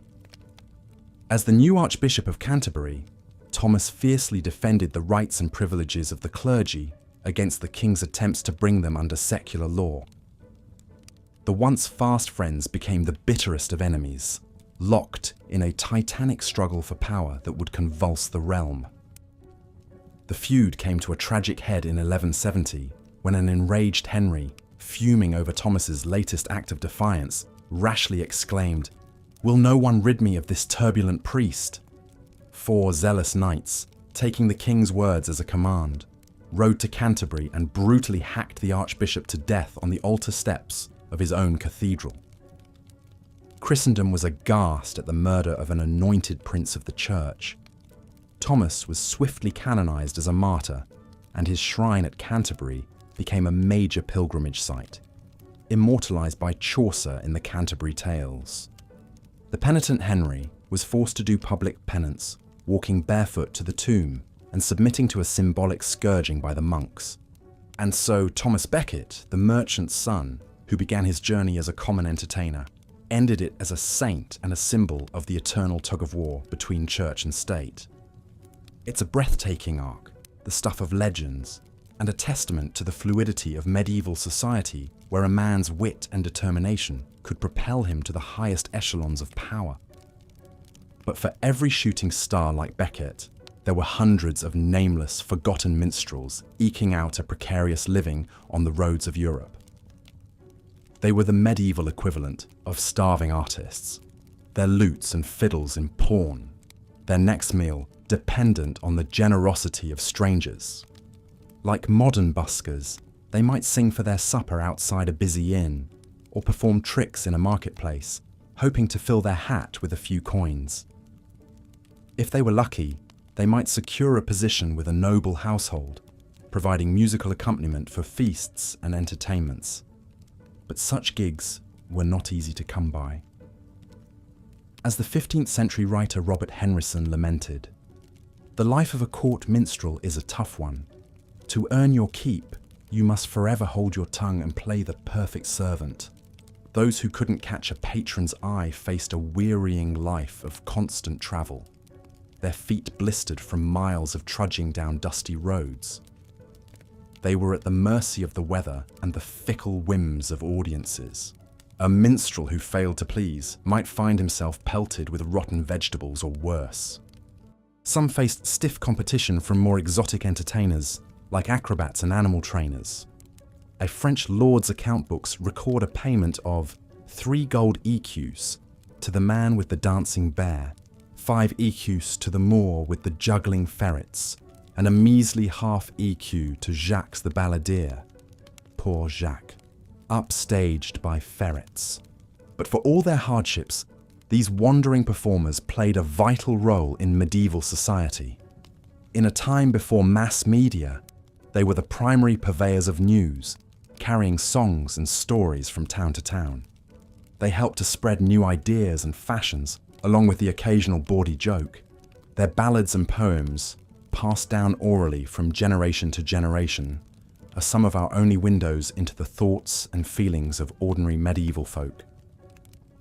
Through their words, we can hear the voices of long-ago lovers, soldiers, rogues, and rebels, all those who history so often forgets. So the next time you pass a busker strumming on a street corner, give a thought to his medieval forebears and maybe toss a coin into his hat. In our own way, we're all minstrels, singing for our suppers in this great cosmic tavern. And who knows, you might just be funding the next Thomas Becket. Fair enough. Let us then turn our attention to the fascinating world of medieval festivals and fairs. These boisterous celebrations offered the common folk a much-needed respite from the daily grind, a chance to cut loose and indulge in revelry, if only for a fleeting few days. Imagine, if you will, the excited buzz that would build in a village as the annual fair approached. Travelling merchants and entertainers would begin to trickle in, their wagons laden with exotic wares and mysterious contraptions. The air would fill with the tantalizing aromas of roasting meats and sweet pastries. Brightly coloured banners would be unfurled and makeshift stages assembled in the town square. For the villagers, the fair represented a thrilling break from the monotony of their hard-scrabble existence. They could marvel at the strange beasts and human oddities in the menagerie, gasp at the death-defying acrobatics of troops like the Lords of Misrule, and be transfixed by the bawdy antics of mummers and minstrels. If they were feeling flush with coin, they might try their luck at games of chance, or indulge in a rare treat like a sugary dessert or a sip of spiced wine. But beyond the spectacle and indulgence, fairs also played a crucial role in the medieval economy. They were vital centres of trade, where merchants could peddle their wares and strike deals with buyers from far-flung regions. The most famous fairs, like the St. Bartholomew Fair in England or the Champagne Fairs in France, would draw traders from across Europe and beyond. For several heady weeks, the hosting town would be transformed into a bustling hub of commerce. Beneath a sea of colourful tents, you would find everything from fine Flemish cloth to Baltic amber, Damascus steel blades to intricate astrolabes. Deals would be hashed out, partnerships forged, and fortunes made and lost on the roll of a dice or the signing of a contract. But perhaps no medieval fair was as renowned for its unabashed merrymaking as the carnival celebrations hosted by the Dukes of Burgundy in the 15th century. These hedonistic affairs were the stuff of legend, towering banquet tables groaning under the weight of sumptuous feasts, fountains of wine, and riotous costumed balls that lasted until dawn. At the centre of these revels was Philip the Good, the Duke of Burgundy himself. A lover of luxury and spectacle, Philip would spare no expense in putting on the most extravagant festivities in all of Christendom. One infamous banquet in 1454, known as the Feast of the Pheasant, was held to drum up support for a new crusade against the Ottomans. The great hall was decked out like a fantastical pleasure garden, with gilded trees, artificial fountains, and an array of marvellous inventions like a mechanical pie filled with live birds. At the climax of the feast, an enormous pastry ship was wheeled out, and a giantess costumed as the Holy Church stepped out to beseech the gathered nobles to pledge themselves to the cause. Swept up in the pageantry and passion of the moment, Duke Philip made a grandiose vow to take up the cross and lead an army to reclaim Constantinople from the infidel. Alas, like so many crusading oaths, it was a promise that would never be fulfilled. Philip, despite his earnest piety, was forever entangled in the intrigues and rivalries of medieval realpolitik. But for that one shining evening, anything seemed possible. Saracens vanquished, the glories of a new Christian empire rising in the east. Such is the magic and power of medieval festivals in the popular imagination, both then and now. They offered a tantalizing escape from the often grim realities of life in those times, a chance to dream of brighter tomorrows. Even royalty would partake in the Fool's revelry from time to time. During the Feast of Fools held each January, a mock bishop would be elected from among the young clergy, donning ecclesiastical robes and presiding over a topsy-turvy mass filled with bawdy songs and general mischief. For a few anarchic days, the normal social order was gleefully upended. In England, a similar tradition saw a lord of misrule chosen to orchestrate Christmas mayhem in noble households. This merry prankster was given free rein to cause good-natured chaos, leading the servants in raucous songs, slapstick skits, and drunken dancing. Even the esteemed King Henry VIII was known to caper and carouse incognito at festivals during his younger years. Perhaps there is something eternally appealing about these temporary flights from the everyday, these socially sanctioned pressure valves. They speak to a fundamental human need to occasionally cast off the shackles of propriety and lose oneself in a bit of carefree merrymaking. From the raucous carnivals of medieval Europe to the wild Mardi Gras celebrations of today, we still delight in these festive detours from the daily grind. But alas, all good revels must come to an end, and so too must our whimsical journey through the annals of medieval entertainments draw to a close. As we bid farewell to the jousting knights and carousing jesters, the mischievous mummers and marvellous minstrels, let us tip our hats to the enduring ingenuity of the human spirit. For even in the face of tremendous hardship and strife, our medieval forebears found endlessly inventive ways to enliven their days with fun and folly.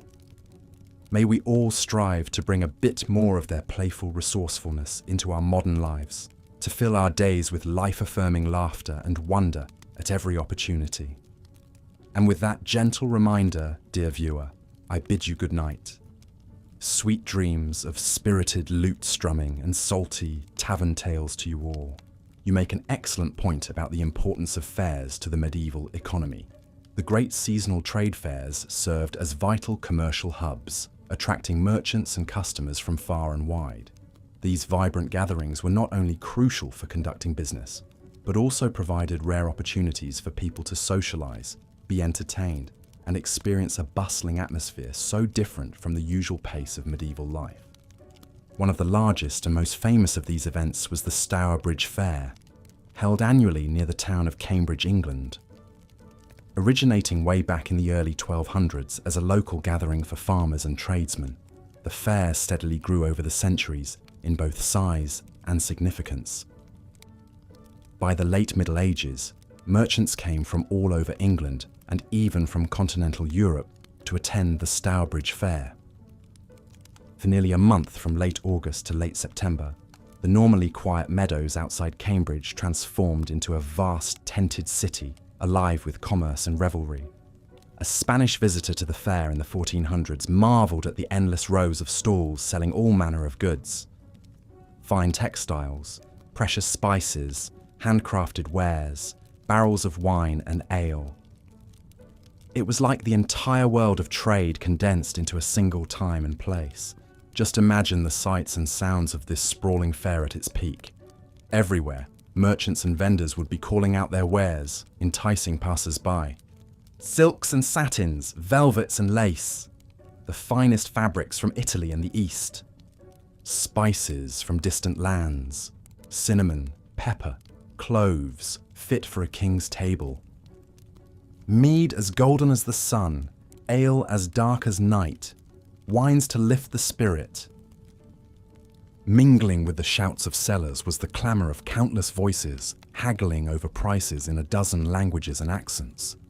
The pungent scent of exotic spices mixed with the earthy smells of livestock, hay, and wood smoke from the food stalls. Minstrels and acrobats wove through the throngs, adding flashes of colour and music to the bustling scene. The fair was also famous for its many entertainments. Troupes of actors staged mystery plays, religious dramas depicting biblical stories. Puppeteers, jugglers, and acrobats performed to the delight of children and adults alike. And of course, there was the raucous temporary district of taverns, alehouses, and gaming dens that catered to the fair's visitors. But the Stourbridge Fair was more than just a giant party. It played a vital economic role. For many merchants and tradesmen, the money they made at this fair could sustain them for the rest of the year. The universities of Oxford and Cambridge relied on the Stourbridge Fair as a major source for the year's supplies, and the tax revenues collected at the fair swelled the king's coffers as well. Unfortunately, like many aspects of medieval life, attending a major fair could also be hazardous. Outbreaks of disease sometimes spread rapidly in the crowded conditions. Fires posed a constant danger in the close-packed temporary stall cities.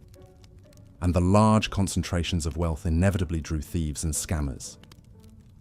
To help keep order and settle disputes, a special court known as the Court of Pie Powders was set up at most large fairs. This rather strange name comes from the French pieds poudrés, meaning dusty feet, likely referring to the throngs of fairgoers stirring up the dirt. These temporary courts, based on merchant law, allowed for swift resolution of conflicts that arose during the fair. As the Middle Ages gave way to the early modern era in the 1500s and 1600s, the Stourbridge Fair gradually declined from its former preeminence. The growth of London as England's dominant commercial centre, increasing international maritime trade, and the advent of shops open year-round all contributed to its demise. By the 1700s, the once mighty fair had dwindled to a shadow of its former self before vanishing altogether.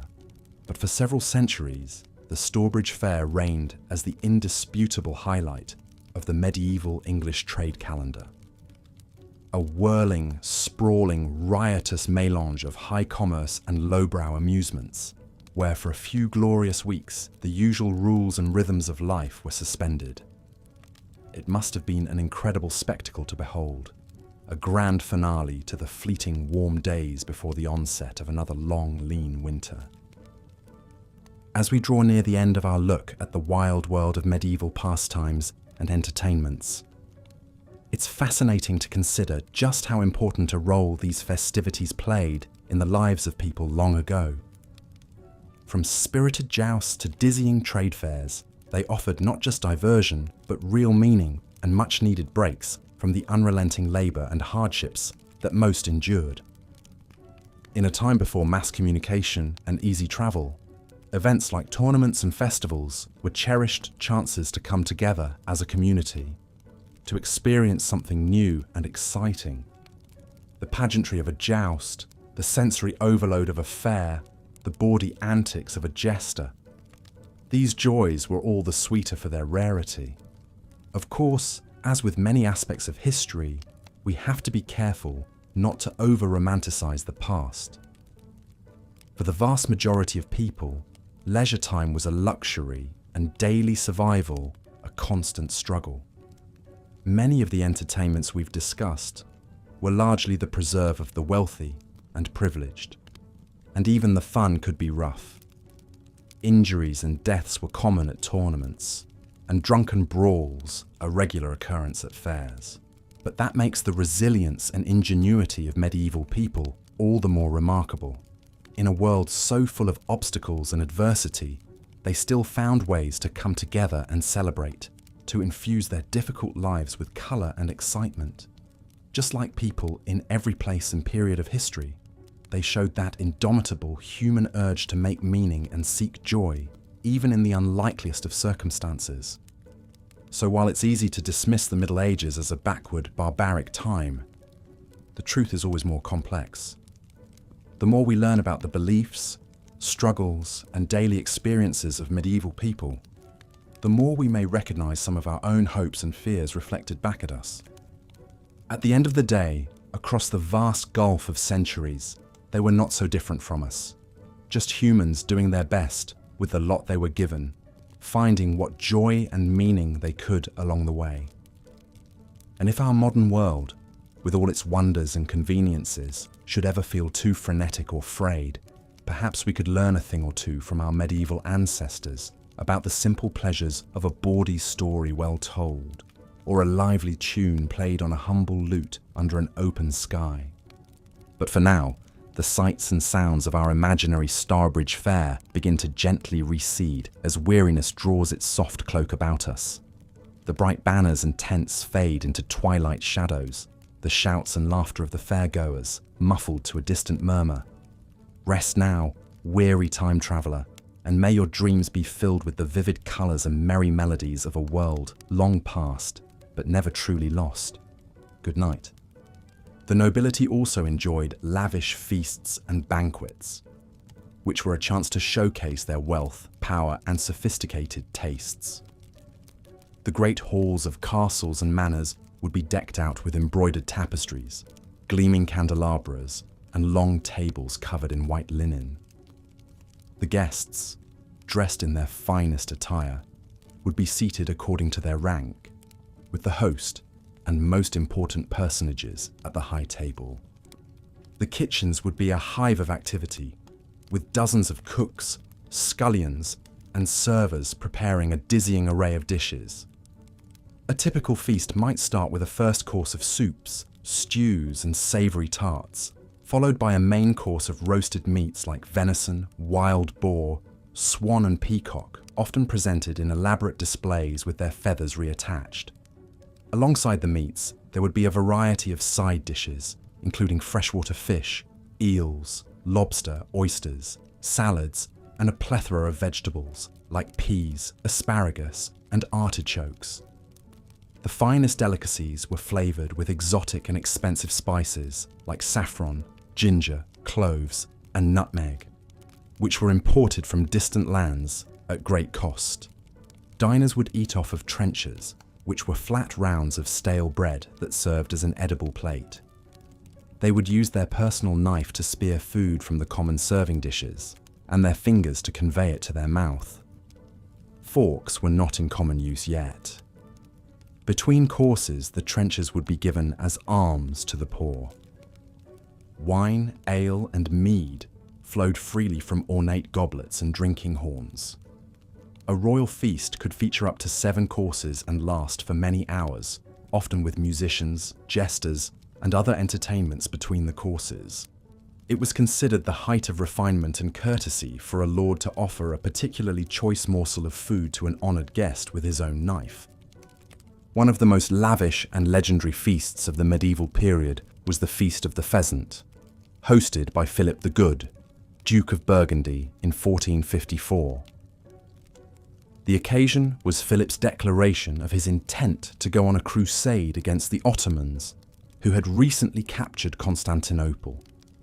The banquet featured a series of elaborate entremets, or sculpted foods that served as table decorations and conveyed allegorical messages.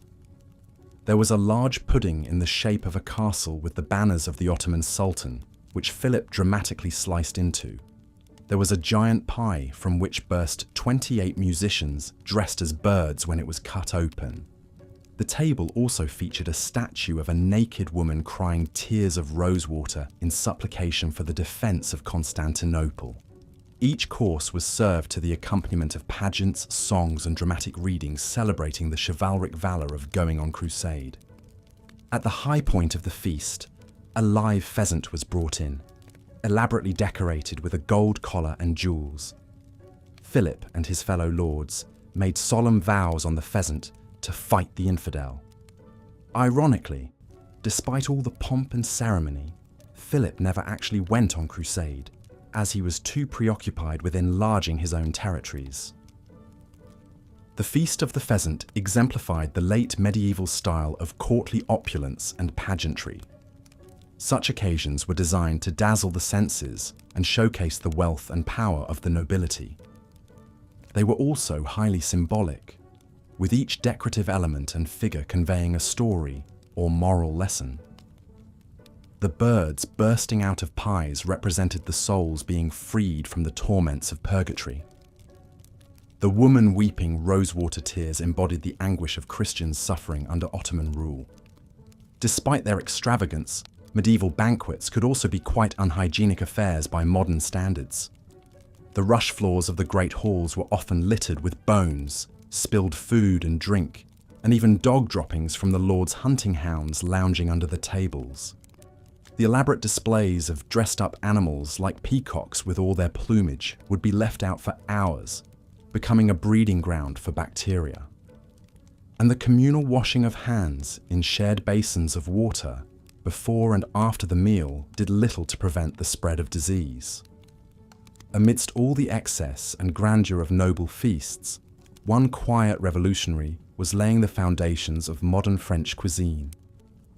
Guillaume Tirel, better known as Taillevent, served as master chef to no less than 3 French kings, Philip VI, Charles V, and Charles VI, between 1326 to 1395.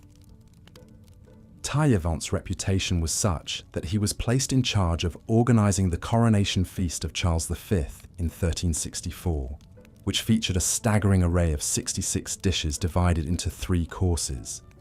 Taillevent is most famous for writing one of the earliest medieval cookbooks called Le Viandier, which contained 230 recipes ranging from simple dishes like omelettes and vegetable soups to complex preparations of venison, boar, and other game meats.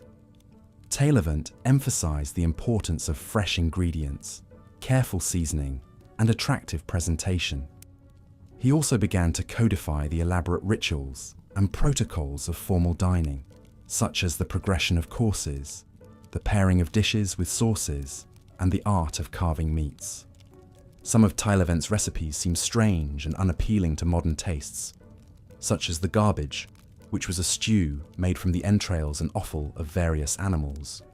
Another dish was momigny, which was a sweet and savoury porridge of wheat, almonds, rice, cinnamon, saffron and sugar, often dyed a vivid green colour with parsley juice.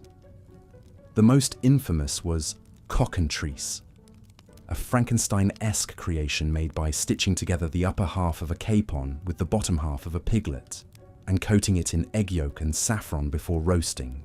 However, many of Taillevent's other recipes and techniques were well ahead of their time and laid the groundwork for the development of haute cuisine. He was one of the first chefs to recommend using butter and heavy cream to enrich and thicken sauces. He developed a precursor to the roux, the foundational mixture of butter and flour used to make sauces like béchamel and velouté. Taillevent's blanc manger, a creamy almond-flavoured chicken stew thickened with rice flour, anticipated the more refined blanc mangers of the 17th and 18th centuries made with milk and sugar. He pioneered new pâtés, terrines, and the use of the pastry crust as a decorative container for savoury fillings like meat and cheese. In a sense, Taillevent was one of the world's first celebrity chefs, renowned for his artistry and skill, and setting the standard for generations of cooks to come after him. Even outside of royal courts and noble manors, the rising middle class of medieval towns and cities enjoyed good food and conviviality at taverns and inns. A typical tavern meal might include a savoury pottage or stew, bread, pickled vegetables, and simple roasted meats or fish, all washed down with plenty of ale or cider. Taverns were also social hubs, where people would gather to exchange news, sing songs, and play various games.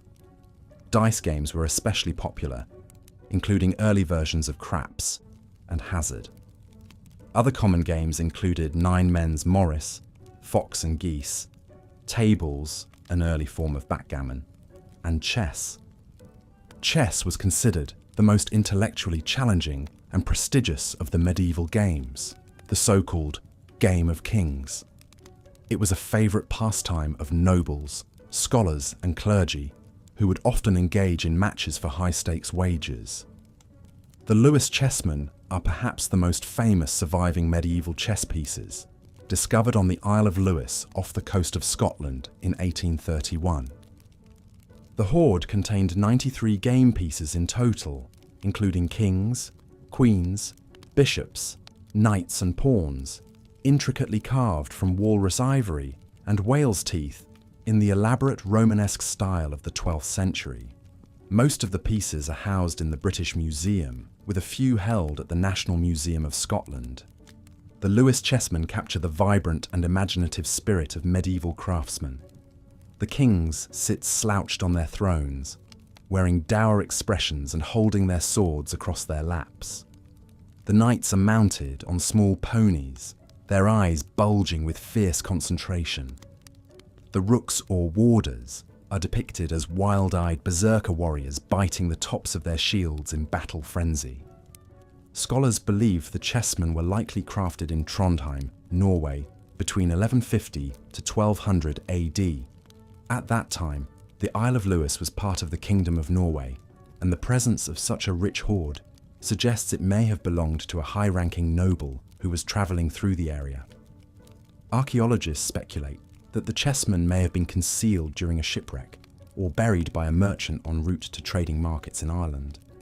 The Lewis chessmen are not only exquisite works of art, but also a window into the popular pastimes and material culture of the medieval nobility. Chess was more than just a frivolous game. It was seen as a way to sharpen strategic thinking, hone courtly graces, and display cultured tastes. Possessing an ornate set of chessmen carved from expensive materials like ivory was a mark of social status and prestige. One of the most chess-obsessed medieval monarchs was King Alfonso X of Castile, also known as Alfonso the Wise. Alfonso was a renowned scholar and patron of the arts, who wrote extensively on a wide range of topics, including science, law, history, and music. In 1283, he commissioned the production of a lavishly illustrated manuscript called the Book of Games, or Libro de los Juegos, in Spanish. The Book of Games is one of the most important sources we have on medieval games and their rules.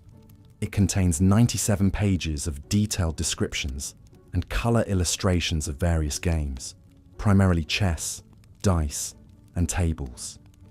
The chess problems in particular are highly advanced and complex, attesting to Alfonso's skill and passion for the game.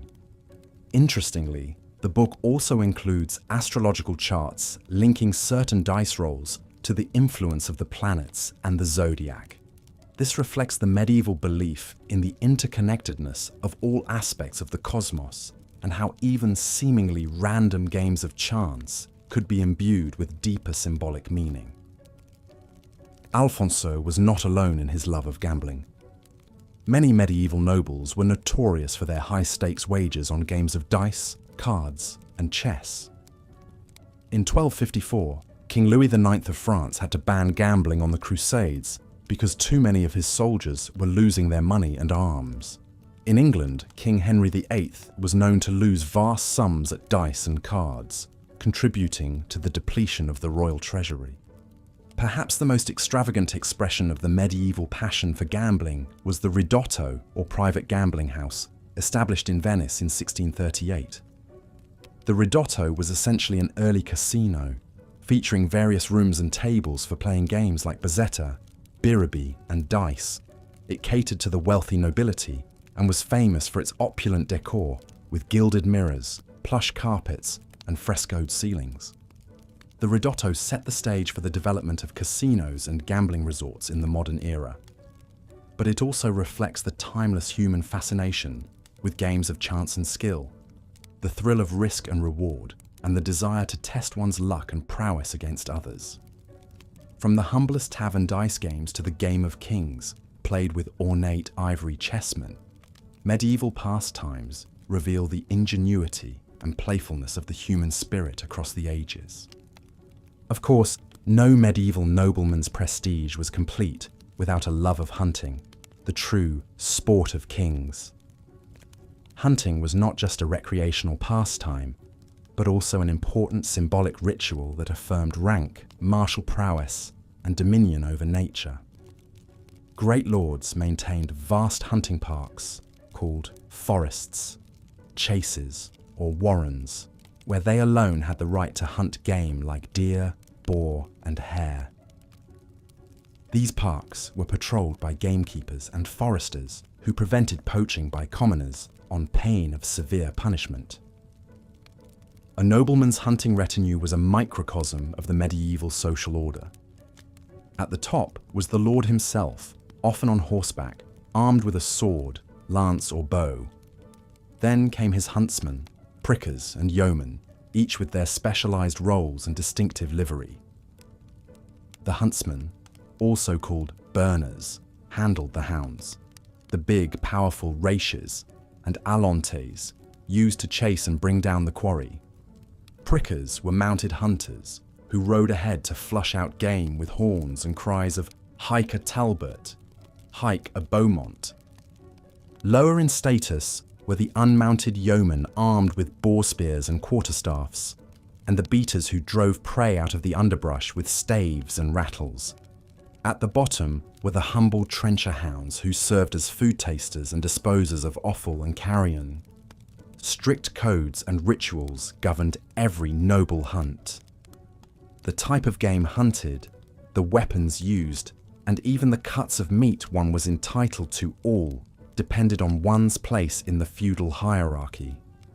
A lord was expected to know the proper terminology for every aspect of the hunt, from the fumets or droppings of the heart to the curie, the elaborate butchering and feeding of the carcass to the hounds.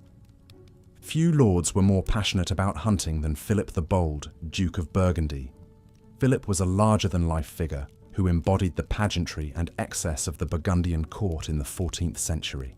He inherited one of the largest and richest duchies in Europe, encompassing not just Burgundy, but also Flanders, Brabant, and Holland. Philip used his vast wealth to indulge his love of fine art, music, tournaments, and above all, the thrill of the chase. Philip's court was renowned for its opulence and spectacle, with lavish banquets, masques, and entertainments. But it was his hunting expeditions that truly showcased his power and prestige. The Duke's hunting retinue could number over 1,000 men, with hundreds of hounds, horses, and hawks. They would set out in a vast, colourful procession, with trumpets blaring and banners snapping in the wind, led by Philip himself in resplendent hunting attire. One of Philip's favourite hunting grounds was the forest of Crécy, near his castle of Hesdin in Picardy. There, in 1387, Philip hosted a legendary hunting party for his brother King Charles VI of France and his uncles the Dukes of Berry and Bourbon.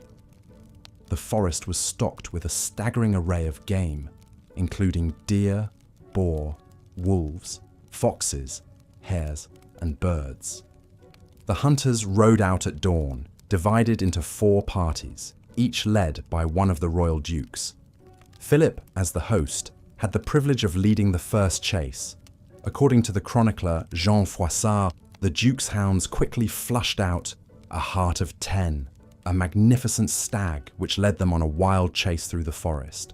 The hart finally sought refuge in a small pond, where it was surrounded by the baying hounds. But rather than let the hounds make the kill, Philip dismounted and approached the stag on foot, lance in hand. In a show of martial valour, he dispatched the hart with a single thrust of his spear, to the cheers of his fellow hunters. The bloody carcass was then carried back to the castle in a triumphal procession, to be butchered and served at the evening banquet in Philip's great hall. This ritual of personally killing the stag was deeply significant in medieval hunting culture. It was a symbolic reenactment of the mythical chase of the white stag, an elusive, almost supernatural creature that led the hunter into the enchanted realm of the forest. Slaying the stag was seen as a test of courage, skill, and virility, a way for a lord to prove his worth as a warrior and a man. For Philip, the art of hunting was inseparable from the art of war. He was a fierce and canny military commander who fought in some of the most important battles of the 100 Years' War between England and France. In 1382, Philip led the French army to a decisive victory over the rebellious weavers and artisans of Flanders at the Battle of Rosbecque. He was also a key player in the complex web of negotiations, marriages, and treaties that shaped the political landscape of late medieval Europe. But perhaps Philip's greatest legacy was his role in transforming Burgundy into a cultural and artistic powerhouse that rivaled the great city-states of Italy. He patronized some of the most celebrated Flemish artists of the day, including the sculptor Klaus Sluter and the painter Melchior Brudelam. The illuminated manuscripts, tapestries, and goldsmiths' work, commissioned by Philip's court, set a new standard of virtuosity and sophistication. This opulence reached its apex in Philip's grandson, Philip the Good, and his legendary Feast of the Pheasant, which we described earlier. But Philip the Bold set the stage for Burgundy's cultural ascendancy through his savvy blend of martial prowess, political cunning, and artistic patronage. The rituals of the hunt were an essential part of this package, projecting an image of noble power and prestige that dazzled contemporaries and echoed through the ages. Of course, hunting was not just the preserve of great dukes and kings. Let's continue our foray into the wild world of medieval leisure and pleasure.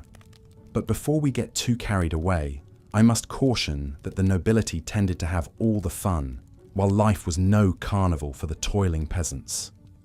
You see, 90% of the population were serfs, virtual slaves bound to the land, breaking their backs to grow food for the other 10%, those lucky, plucky nobles. Even so, the commoners found time between backbreaking labour for a few simple amusements of their own. I suppose you could say they were experts at making their own fun. Imagine yourself a humble medieval peasant. If you weren't busy tilling the fields, slopping the hogs, or darning your only ragged tunic, you might steal a few precious moments to play Nine Men's Morris, a deceptively simple yet absorbing board game played with pebbles and sticks. No fancy-dancy PlayStation 5 required, just a slab of wood and a pocket full of rocks. Chess was another favourite, and archaeological evidence shows it crossed all social classes. From haughty lords to lowly serfs, everyone loved a good game of chess. But the most magnificent chess set of the Middle Ages has to be the Lewis chessman, discovered by a farmer on the remote Isle of Lewis off the coast of Scotland in 1831. Carved from walrus ivory and whale teeth in the 12th century, these expressive little kings, queens, bishops and knights are a marvel to behold. Just who owned this exquisite set remains a tantalizing mystery lost to time.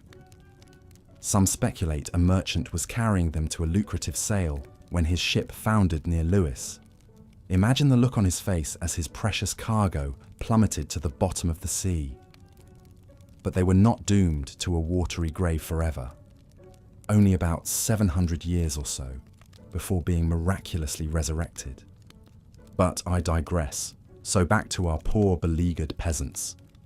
They couldn't afford walrus tusk chessmen, but that didn't stop them from having a jolly good time rolling the dice. In fact, gambling was a favourite pastime of all classes. So much so that one irate 13th century preacher railed against the damnable art of dice play, fearing it would corrupt the youth into sloth and depravity. But no matter how the preacher prattled on, dicing was devilishly popular. Chaucer's Canterbury Tales are chock full of gambling references. Those merry pilgrims just couldn't wait to get to the next inn to try their luck at hazard, or put their pennies on a pair of six. Even kings and bishops would lay a wager or two on the toss of the knuckle bones, the forerunner of dice made from actual animal knuckles. But gambling wasn't just a harmless hobby. It could be downright dangerous in the Middle Ages. In 1190, the King of France and the King of England got into a row over a particularly heated dice game and nearly came to blows. Talk about royal temper tantrums.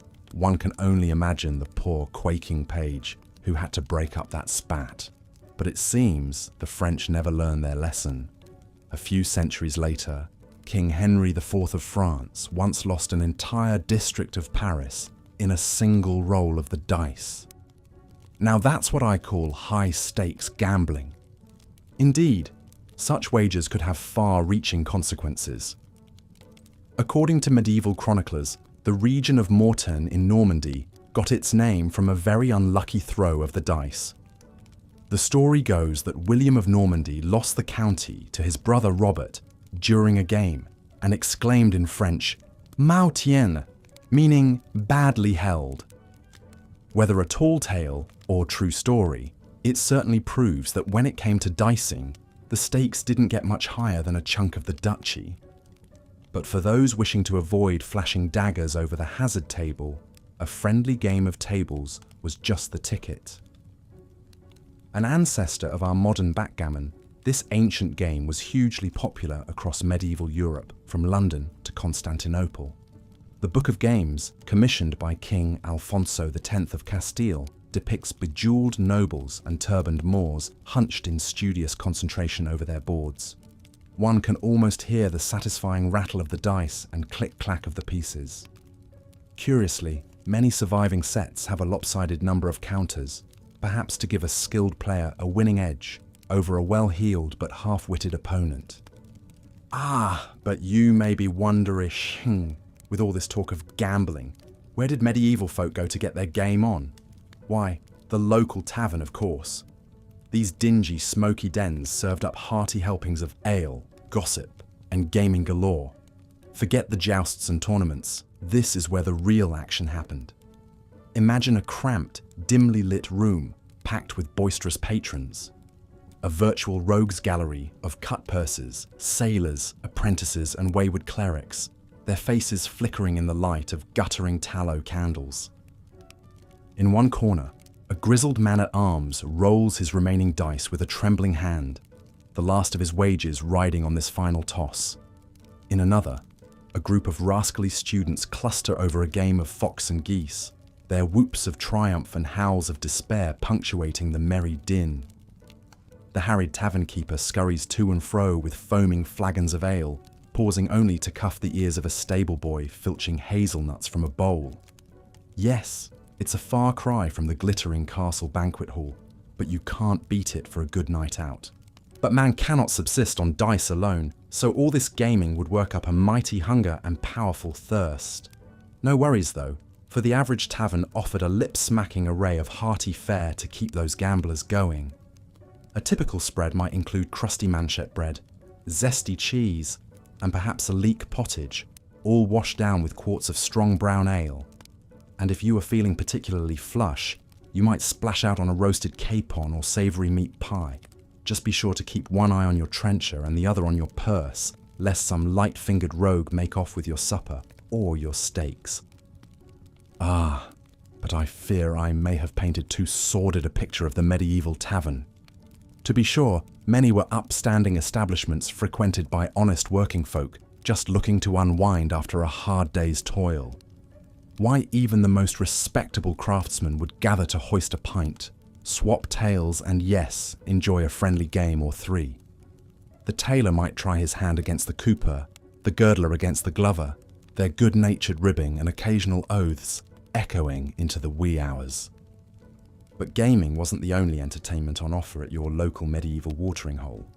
If you were lucky, a wandering minstrel might drop by to ply his trade, brightening up the evening with sprightly tunes and stirring tales of heroic deeds. A skill recounting of Sir Gawain and the Green Knight could make you forget the flea bites and watered-down wine, for a little while anyway. Other nights, you might be treated to the antics of a jester or a troupe of tumblers, their daring acrobatics and ribald japes coaxing chuckles and cheers from even the most dour-faced patrons. Of course, such diversions were not without risk. One false move, and an ambitious acrobat could wind up face first in a patron's pottage. I imagine more than one vacationing pope or lofty lord found himself wearing his soup after a juggling feat gone awry. But no form of medieval tavern entertainment could top the spectacle of the dancing bear. That's right, for a few coins, you could watch a shaggy, hulking beast lumber and sway to the mournful strains of a hurdy-gurdy. Just how the bear felt about his part in the act remains an historical mystery, but one suspects even the promise of a sticky bun or two failed to erase the indignity of it all. Indeed, animal welfare was not exactly top priority in the Middle Ages, but tavern bears were downright domesticated compared to the ferocious creatures stalked by noble hunters in the wild woods beyond the castle walls. Oh yes, hunting was the sport of kings and princes long before polo ponies and cricket bats. And any self-respecting medieval monarch worth his salt kept a well-stocked hunting lodge or two. Imagine yourself a guest at one of these rustic yet luxurious retreats. After a night spent on goose-down mattresses and Flemish lace sheets, you rise at dawn to join the royal hunting party. Outside, dozens of keen-nosed hounds strain at their leashes, their barks and bays shattering the misty morning calm.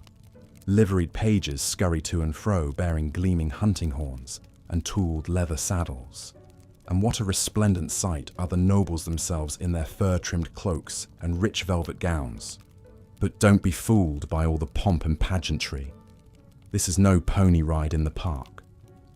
A medieval hunt was a hardcore, often dangerous affair. You see, the nobles weren't tracking bunnies and badgers. Oh no, they were going after savage wild boar, fierce bears, and swift, deadly stags. Those picturesque tapestries of dainty lords and ladies prancing after a fluffy, snow-white unicorn. Pure poppycock propaganda spun by wily craftsmen looking to line their pockets with ducats from doe-eyed damsels. No, if you really wanted to impress your noble buddies, you set your sights on big game. The bigger and meaner, the better. Why even kings and popes got in on the action. In 1461, King Louis XI of France threw down the gauntlet to the Duke of Burgundy, challenging his rival to a boar-slaying contest. Now that's what I call Royal Rumble. Eat your heart out WrestleMania. But it wasn't just two-legged prey that medieval hunters had to watch out for. Many an overconfident young noble found himself gored by a raging boar or mauled by a grumpy bear. In 1477, the Duchess Mary of Burgundy, flushed with the thrill of the chase, took a nasty tumble from her horse and broke her back. She died 2 short days later at the tender age of 25. I suppose you could say curiosity killed the Duchess. Now I bet you're thinking hunting was just another macho pastime for manly, meat-loving men. Well, think again. Some of the most celebrated hunters of the Middle Ages were women. Take Queen Elizabeth of York, for example. This 15th century huntress was renowned for her skill with a crossbow and could shoot a stag through the eye at 200 paces. Now that's what I call a deadeye. But no medieval huntress could top the exploits of Margaret of Anjou, the fearsome 15th century Queen of England. This indomitable lady was an avid hunter and formidable warrior, personally leading her troops into battle during the Wars of the Roses. It was said she could track a hart through a moonless night and once took down a charging boar with a single thrust of her spear. Forget Queen of Hearts. This was the Queen of Hunting. Of course, not everyone had the stomach for such blood-pumping exploits. For those who preferred their thrills without the spills, there was always the muse. No, I'm not talking about the sound a kitten makes, but rather the medieval version of a falconry centre. Here, noble lords and ladies could experience the rush of the hunt from the comfort of a shady garden or castle terrace. Imagine whiling away a lazy afternoon, watching your favourite goshawk or peregrine falcon wheel and soar through the cloudless sky, then plummet like a thunderbolt upon some hapless hare or quail. Falconry was the Ferrari of the Middle Ages, flashy, expensive, and oh so thrilling. But like a high-performance sports car, a falconry bird required constant care and attention. A large royal mews might employ dozens of falconers, each tasked with training and tending to a particular bird. It was a delicate art, requiring patience, skill, and nerves of steel. After all, one false move, and you could find yourself at the business end of a razor-sharp beak or set of talons. But for those who could afford it, falconry was the ultimate status symbol. Why, a prized gear falcon from Greenland or Iceland could set you back the equivalent of a small castle. But it was money well spent, for a noble with a falcon perched on his fist was sure to turn heads at court. Why even Shakespeare name-dropped the sport in his plays. A sure sign it was the talk of the town. But as with so many medieval pastimes, falconry was not without its risks. In 1500, King Louis XII of France was out hawking with his courtiers when his prized bird was attacked by a pair of eagles. In the ensuing aerial dogfight, the king was accidentally struck by a stray talon and blinded in one eye. Now that's what I call a royal hunting accident. but I fear I may have given you the impression that medieval falconry was all pomp and pageantry. In truth, it served a vital role in putting food on the royal table. You see, falcons were the guided missiles of the Middle Ages, capable of taking down fast-flying game birds like ducks and partridges that were difficult to catch with traditional hunting methods. Why, a skilled falcon could snatch a plump goose right out of the sky.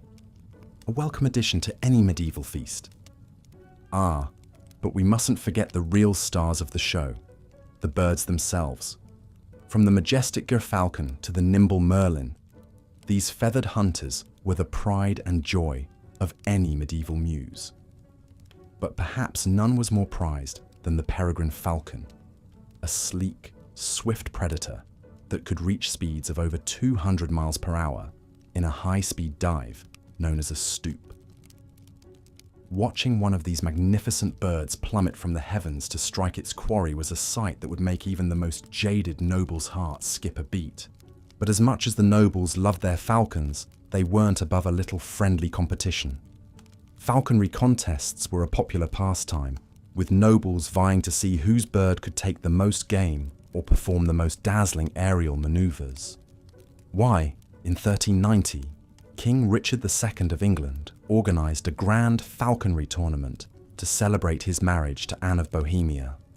Lords and ladies from across the realm flocked to the event, each hoping to win the coveted prize, a solid gold falcon hood encrusted with precious gems.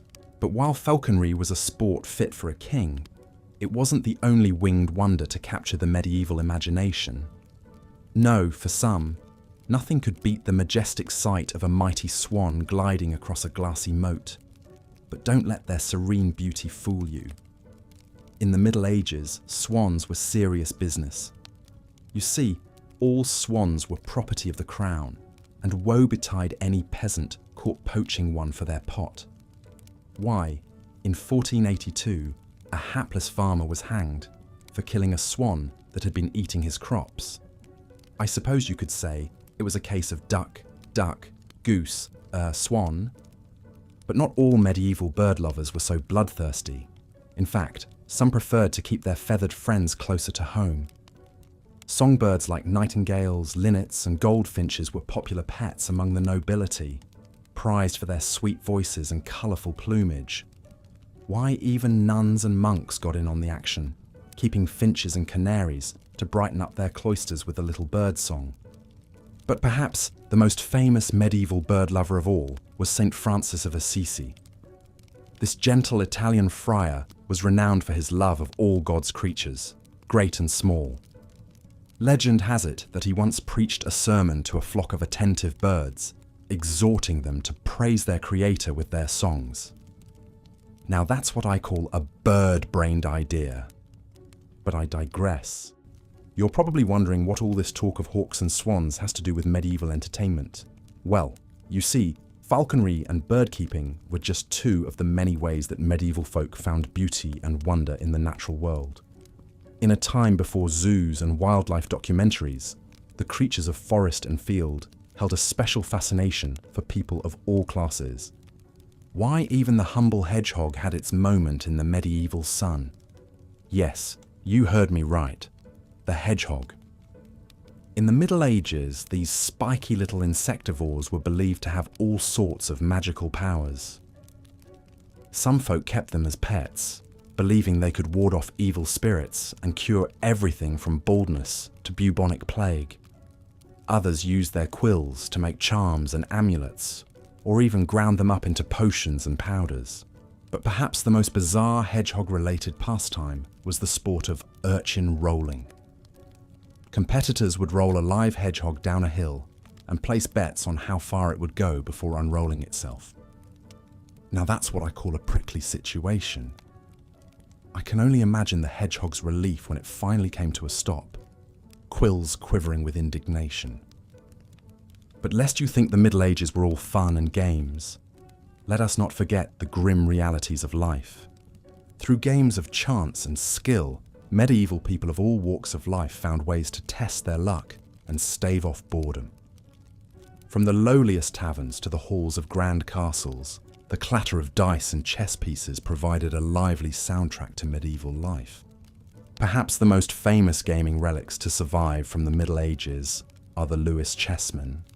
This intricately carved set of walrus ivory chess pieces was discovered on the Isle of Lewis, off the coast of Scotland, in 1831. 93 pieces from 4 distinct sets were found, although who they belonged to remains a captivating mystery, lost to time. The Lewis chessmen are believed to have been made in Trondheim, Norway in the 12th century, based on their ornate Romanesque style. The kings, queens, bishops, knights and warders are depicted as solemn figures, sitting with swords across their laps or grasping their faces deep in thought. One can imagine a wealthy Norwegian noble commissioning the set, only to have them go missing on a voyage across the sea. The superstitious crew perhaps casting the idolatrous chessmen overboard. In the smoky din of a medieval tavern, chess was just one of many games of strategy that mingled with raucous dice games and rounds of backgammon or tables. Archaeologists have uncovered boards scratched into the tops of barrels and benches, a sign of just how ubiquitous such pastimes were. The medieval version of Nine Men's Morris, played with pegs or stones on a board or dirt grid, was so popular that countless boards survive scratched into cloister seats and even the porches of cathedrals. But for sheer variety, few could match the gaming habits of King Alfonso X of Castile. The learned king, also known as Alfonso the Wise, commissioned an impressive tome called the Libro de los Juegos, or Book of Games, in 1283. The book depicts the rules of chess, dice, and tables, accompanied by lavish illustrations of players engaged in the games. One memorable anecdote tells of a tense chess game between King Henry I of England and Louis VI of France in 1119.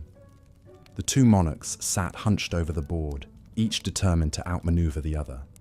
But when Louis triumphed, Henry, in a fit of kingly rage, flung the chessboard at Louis's head, drawing blood. A century later, chess again sparked an international incident when Richard the Lionheart and Philip Augustus of France got into a scuffle over a wager on a game. Clearly, medieval notions of being a good sport had their limits. For those craving the atmosphere of a casino, one needed only to visit medieval Venice. It was there that the Gluckhaus or Ridotto first emerged in the 13th century. These little houses of luck were early gambling halls where dice games and card games were played for high stakes. Situated in private wings of palazzos, the well-heeled patrons of the Ridotto lounged on Turkish carpets, played games like tarot and primero, and enjoyed sweetmeats and chilled wine between turns. But of course, man cannot live on gaming alone. The medieval nobility had more refined tastes when it came to leisure, and nothing was more synonymous with their privileged status than the thrill of the hunt. Hunting was far more than a mere pastime for the nobility. It was an all-encompassing way of life, one deeply entwined with prestige, pageantry, and power. Few exemplified the medieval aristocratic love of the hunt more than Mary of Burgundy. The Duchess of Burgundy, Mary was one of the wealthiest women in Europe, renowned for her patronage of the arts. But above all, Mary adored hunting and falconry. As an expert rider and hawk trainer, she thought nothing of spending long days in the saddle pursuing quarry. Tragically, Mary's life was cut short at the age of 25 when she insisted on riding out to hunt just weeks after a difficult childbirth. Galloping through the forest, her horse tripped and Mary was thrown against a tree, breaking her back. She languished in agony for days before finally succumbing to her injuries. The whole of Burgundy mourned their vivacious, sports-loving duchess.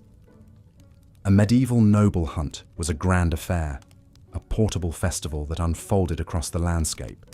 A sea of colourful silk tents and pavilions would spring up in forest clearings, with portable tapestries and furnishings transforming the rustic camps into something fit for aristocratic tastes. The chief huntsman, or master of game, oversaw a small army of foresters, dog handlers, and beaters, who worked to drive deer and boar within range of the noble hunters. The protocol of the hunt was deeply serious to the medieval nobility, with an elaborate system of rituals governing every aspect. Special hunting horns sounded unique calls for different prey or parts of the chase. At the end of a successful hunt, the hunters and hounds were honoured in a solemn ceremony. The deer's entrails and organs were spread out on its hide in a precise arrangement and offered to the dogs as a reward. But the spectacle of the noble hunt paled in comparison to the sheer exoticism and novelty of travelling entertainers. In a time long before Netflix, these roving troops of musicians, poets, acrobats and jugglers brought much-needed diversion to the farthest flung corners of medieval Europe. Perhaps the most storied example of a performer turned power broker is Thomas Becket. Before becoming a man of the cloth, Becket served as a minstrel in the court of Theobald of Bec, the Archbishop of Canterbury in the 12th century. There, Becket's quick wit and lyrical talents caught the attention of King Henry II, who appointed him Lord Chancellor in 1155.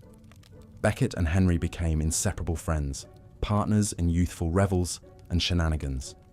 But their relationship soured when Becket was appointed Archbishop of Canterbury and took his spiritual duties far more seriously than Henry had anticipated. The rift culminated in 1170 when, in a fit of rage, Henry allegedly cried, "Who will rid me of this turbulent priest?"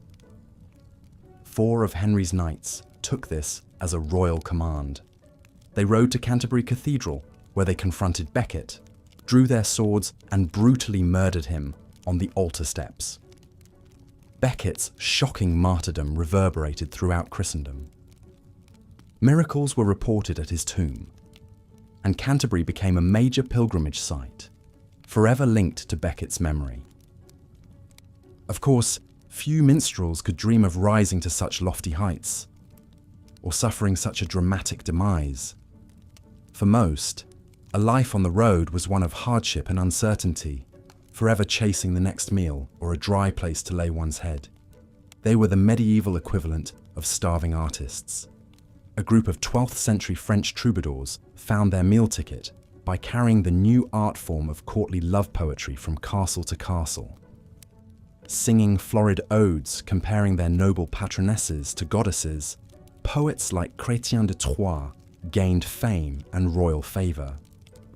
It was de Troyes who composed the first tales of Lancelot, Percival, and the Holy Grail that would capture imaginations for centuries to come.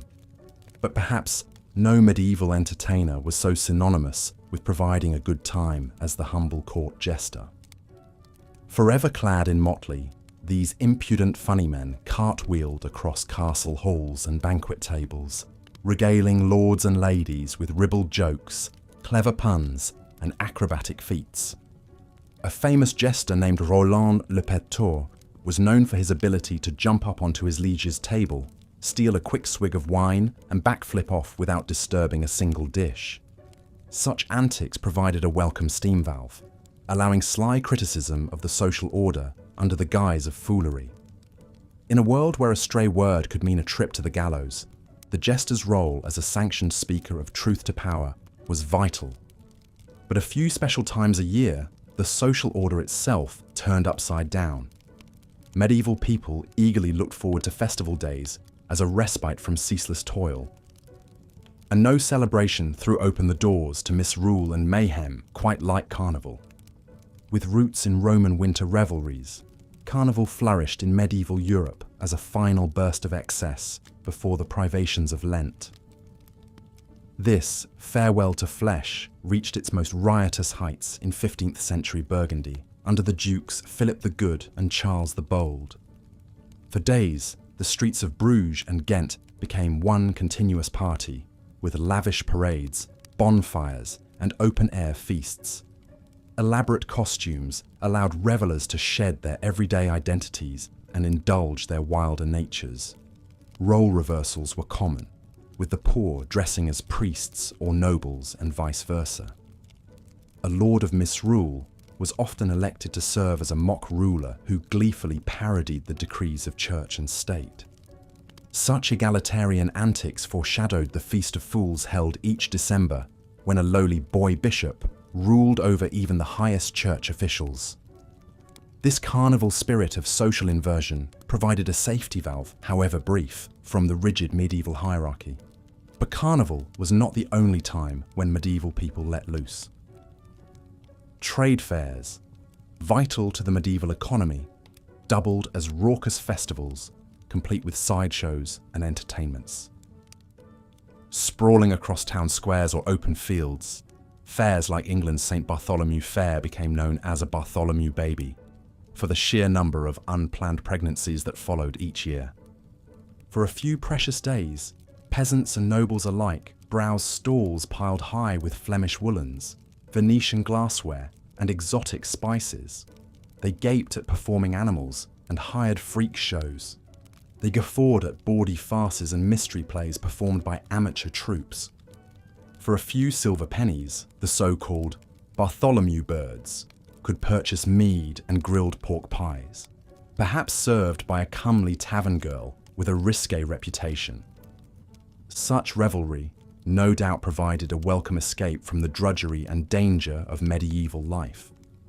In an age when few could expect to see their 40th birthday, the promise of a few days of wine, laughter, and forgetting at the fair made the backbreaking labour in between seem almost worthwhile. And so, as our tryst with the wild and woolly world of medieval merriment draws to a close, one can't help but ponder what future generations might think of our own pastimes. Will scholars a millennium hence marvel at our full football and pumpkin spice latte rituals? Puzzle over the allure of binge-watching prestige television? One thing is certain: the human need for diversion is as old as civilization itself. However technologies and fashions might shift, we remain a species deeply driven to amuse ourselves by any meed necessary. So, as you drift off, soothed by these medieval revels recounted, this humble narrator wishes you a restful slumber, filled with visions of gallant knights and puckish jesters. If these tales of olden days brought a smile to your sleepy face, do consider hoisting a flagon in my honour with a like or subscribe. 'Twould be most heartily appreciated, my lords and ladies. And so, to sleep, perchance to dream of a time when iPhones were the stuff of sorcery, and the biggest influencer in the land was the Pope. Those were the days, my friend, we thought they'd never end. But end this evening's bedtime story must, leaving you to your well-earned medieval repose. Sweet dreams, fair listener, and fare thee well till next we meet.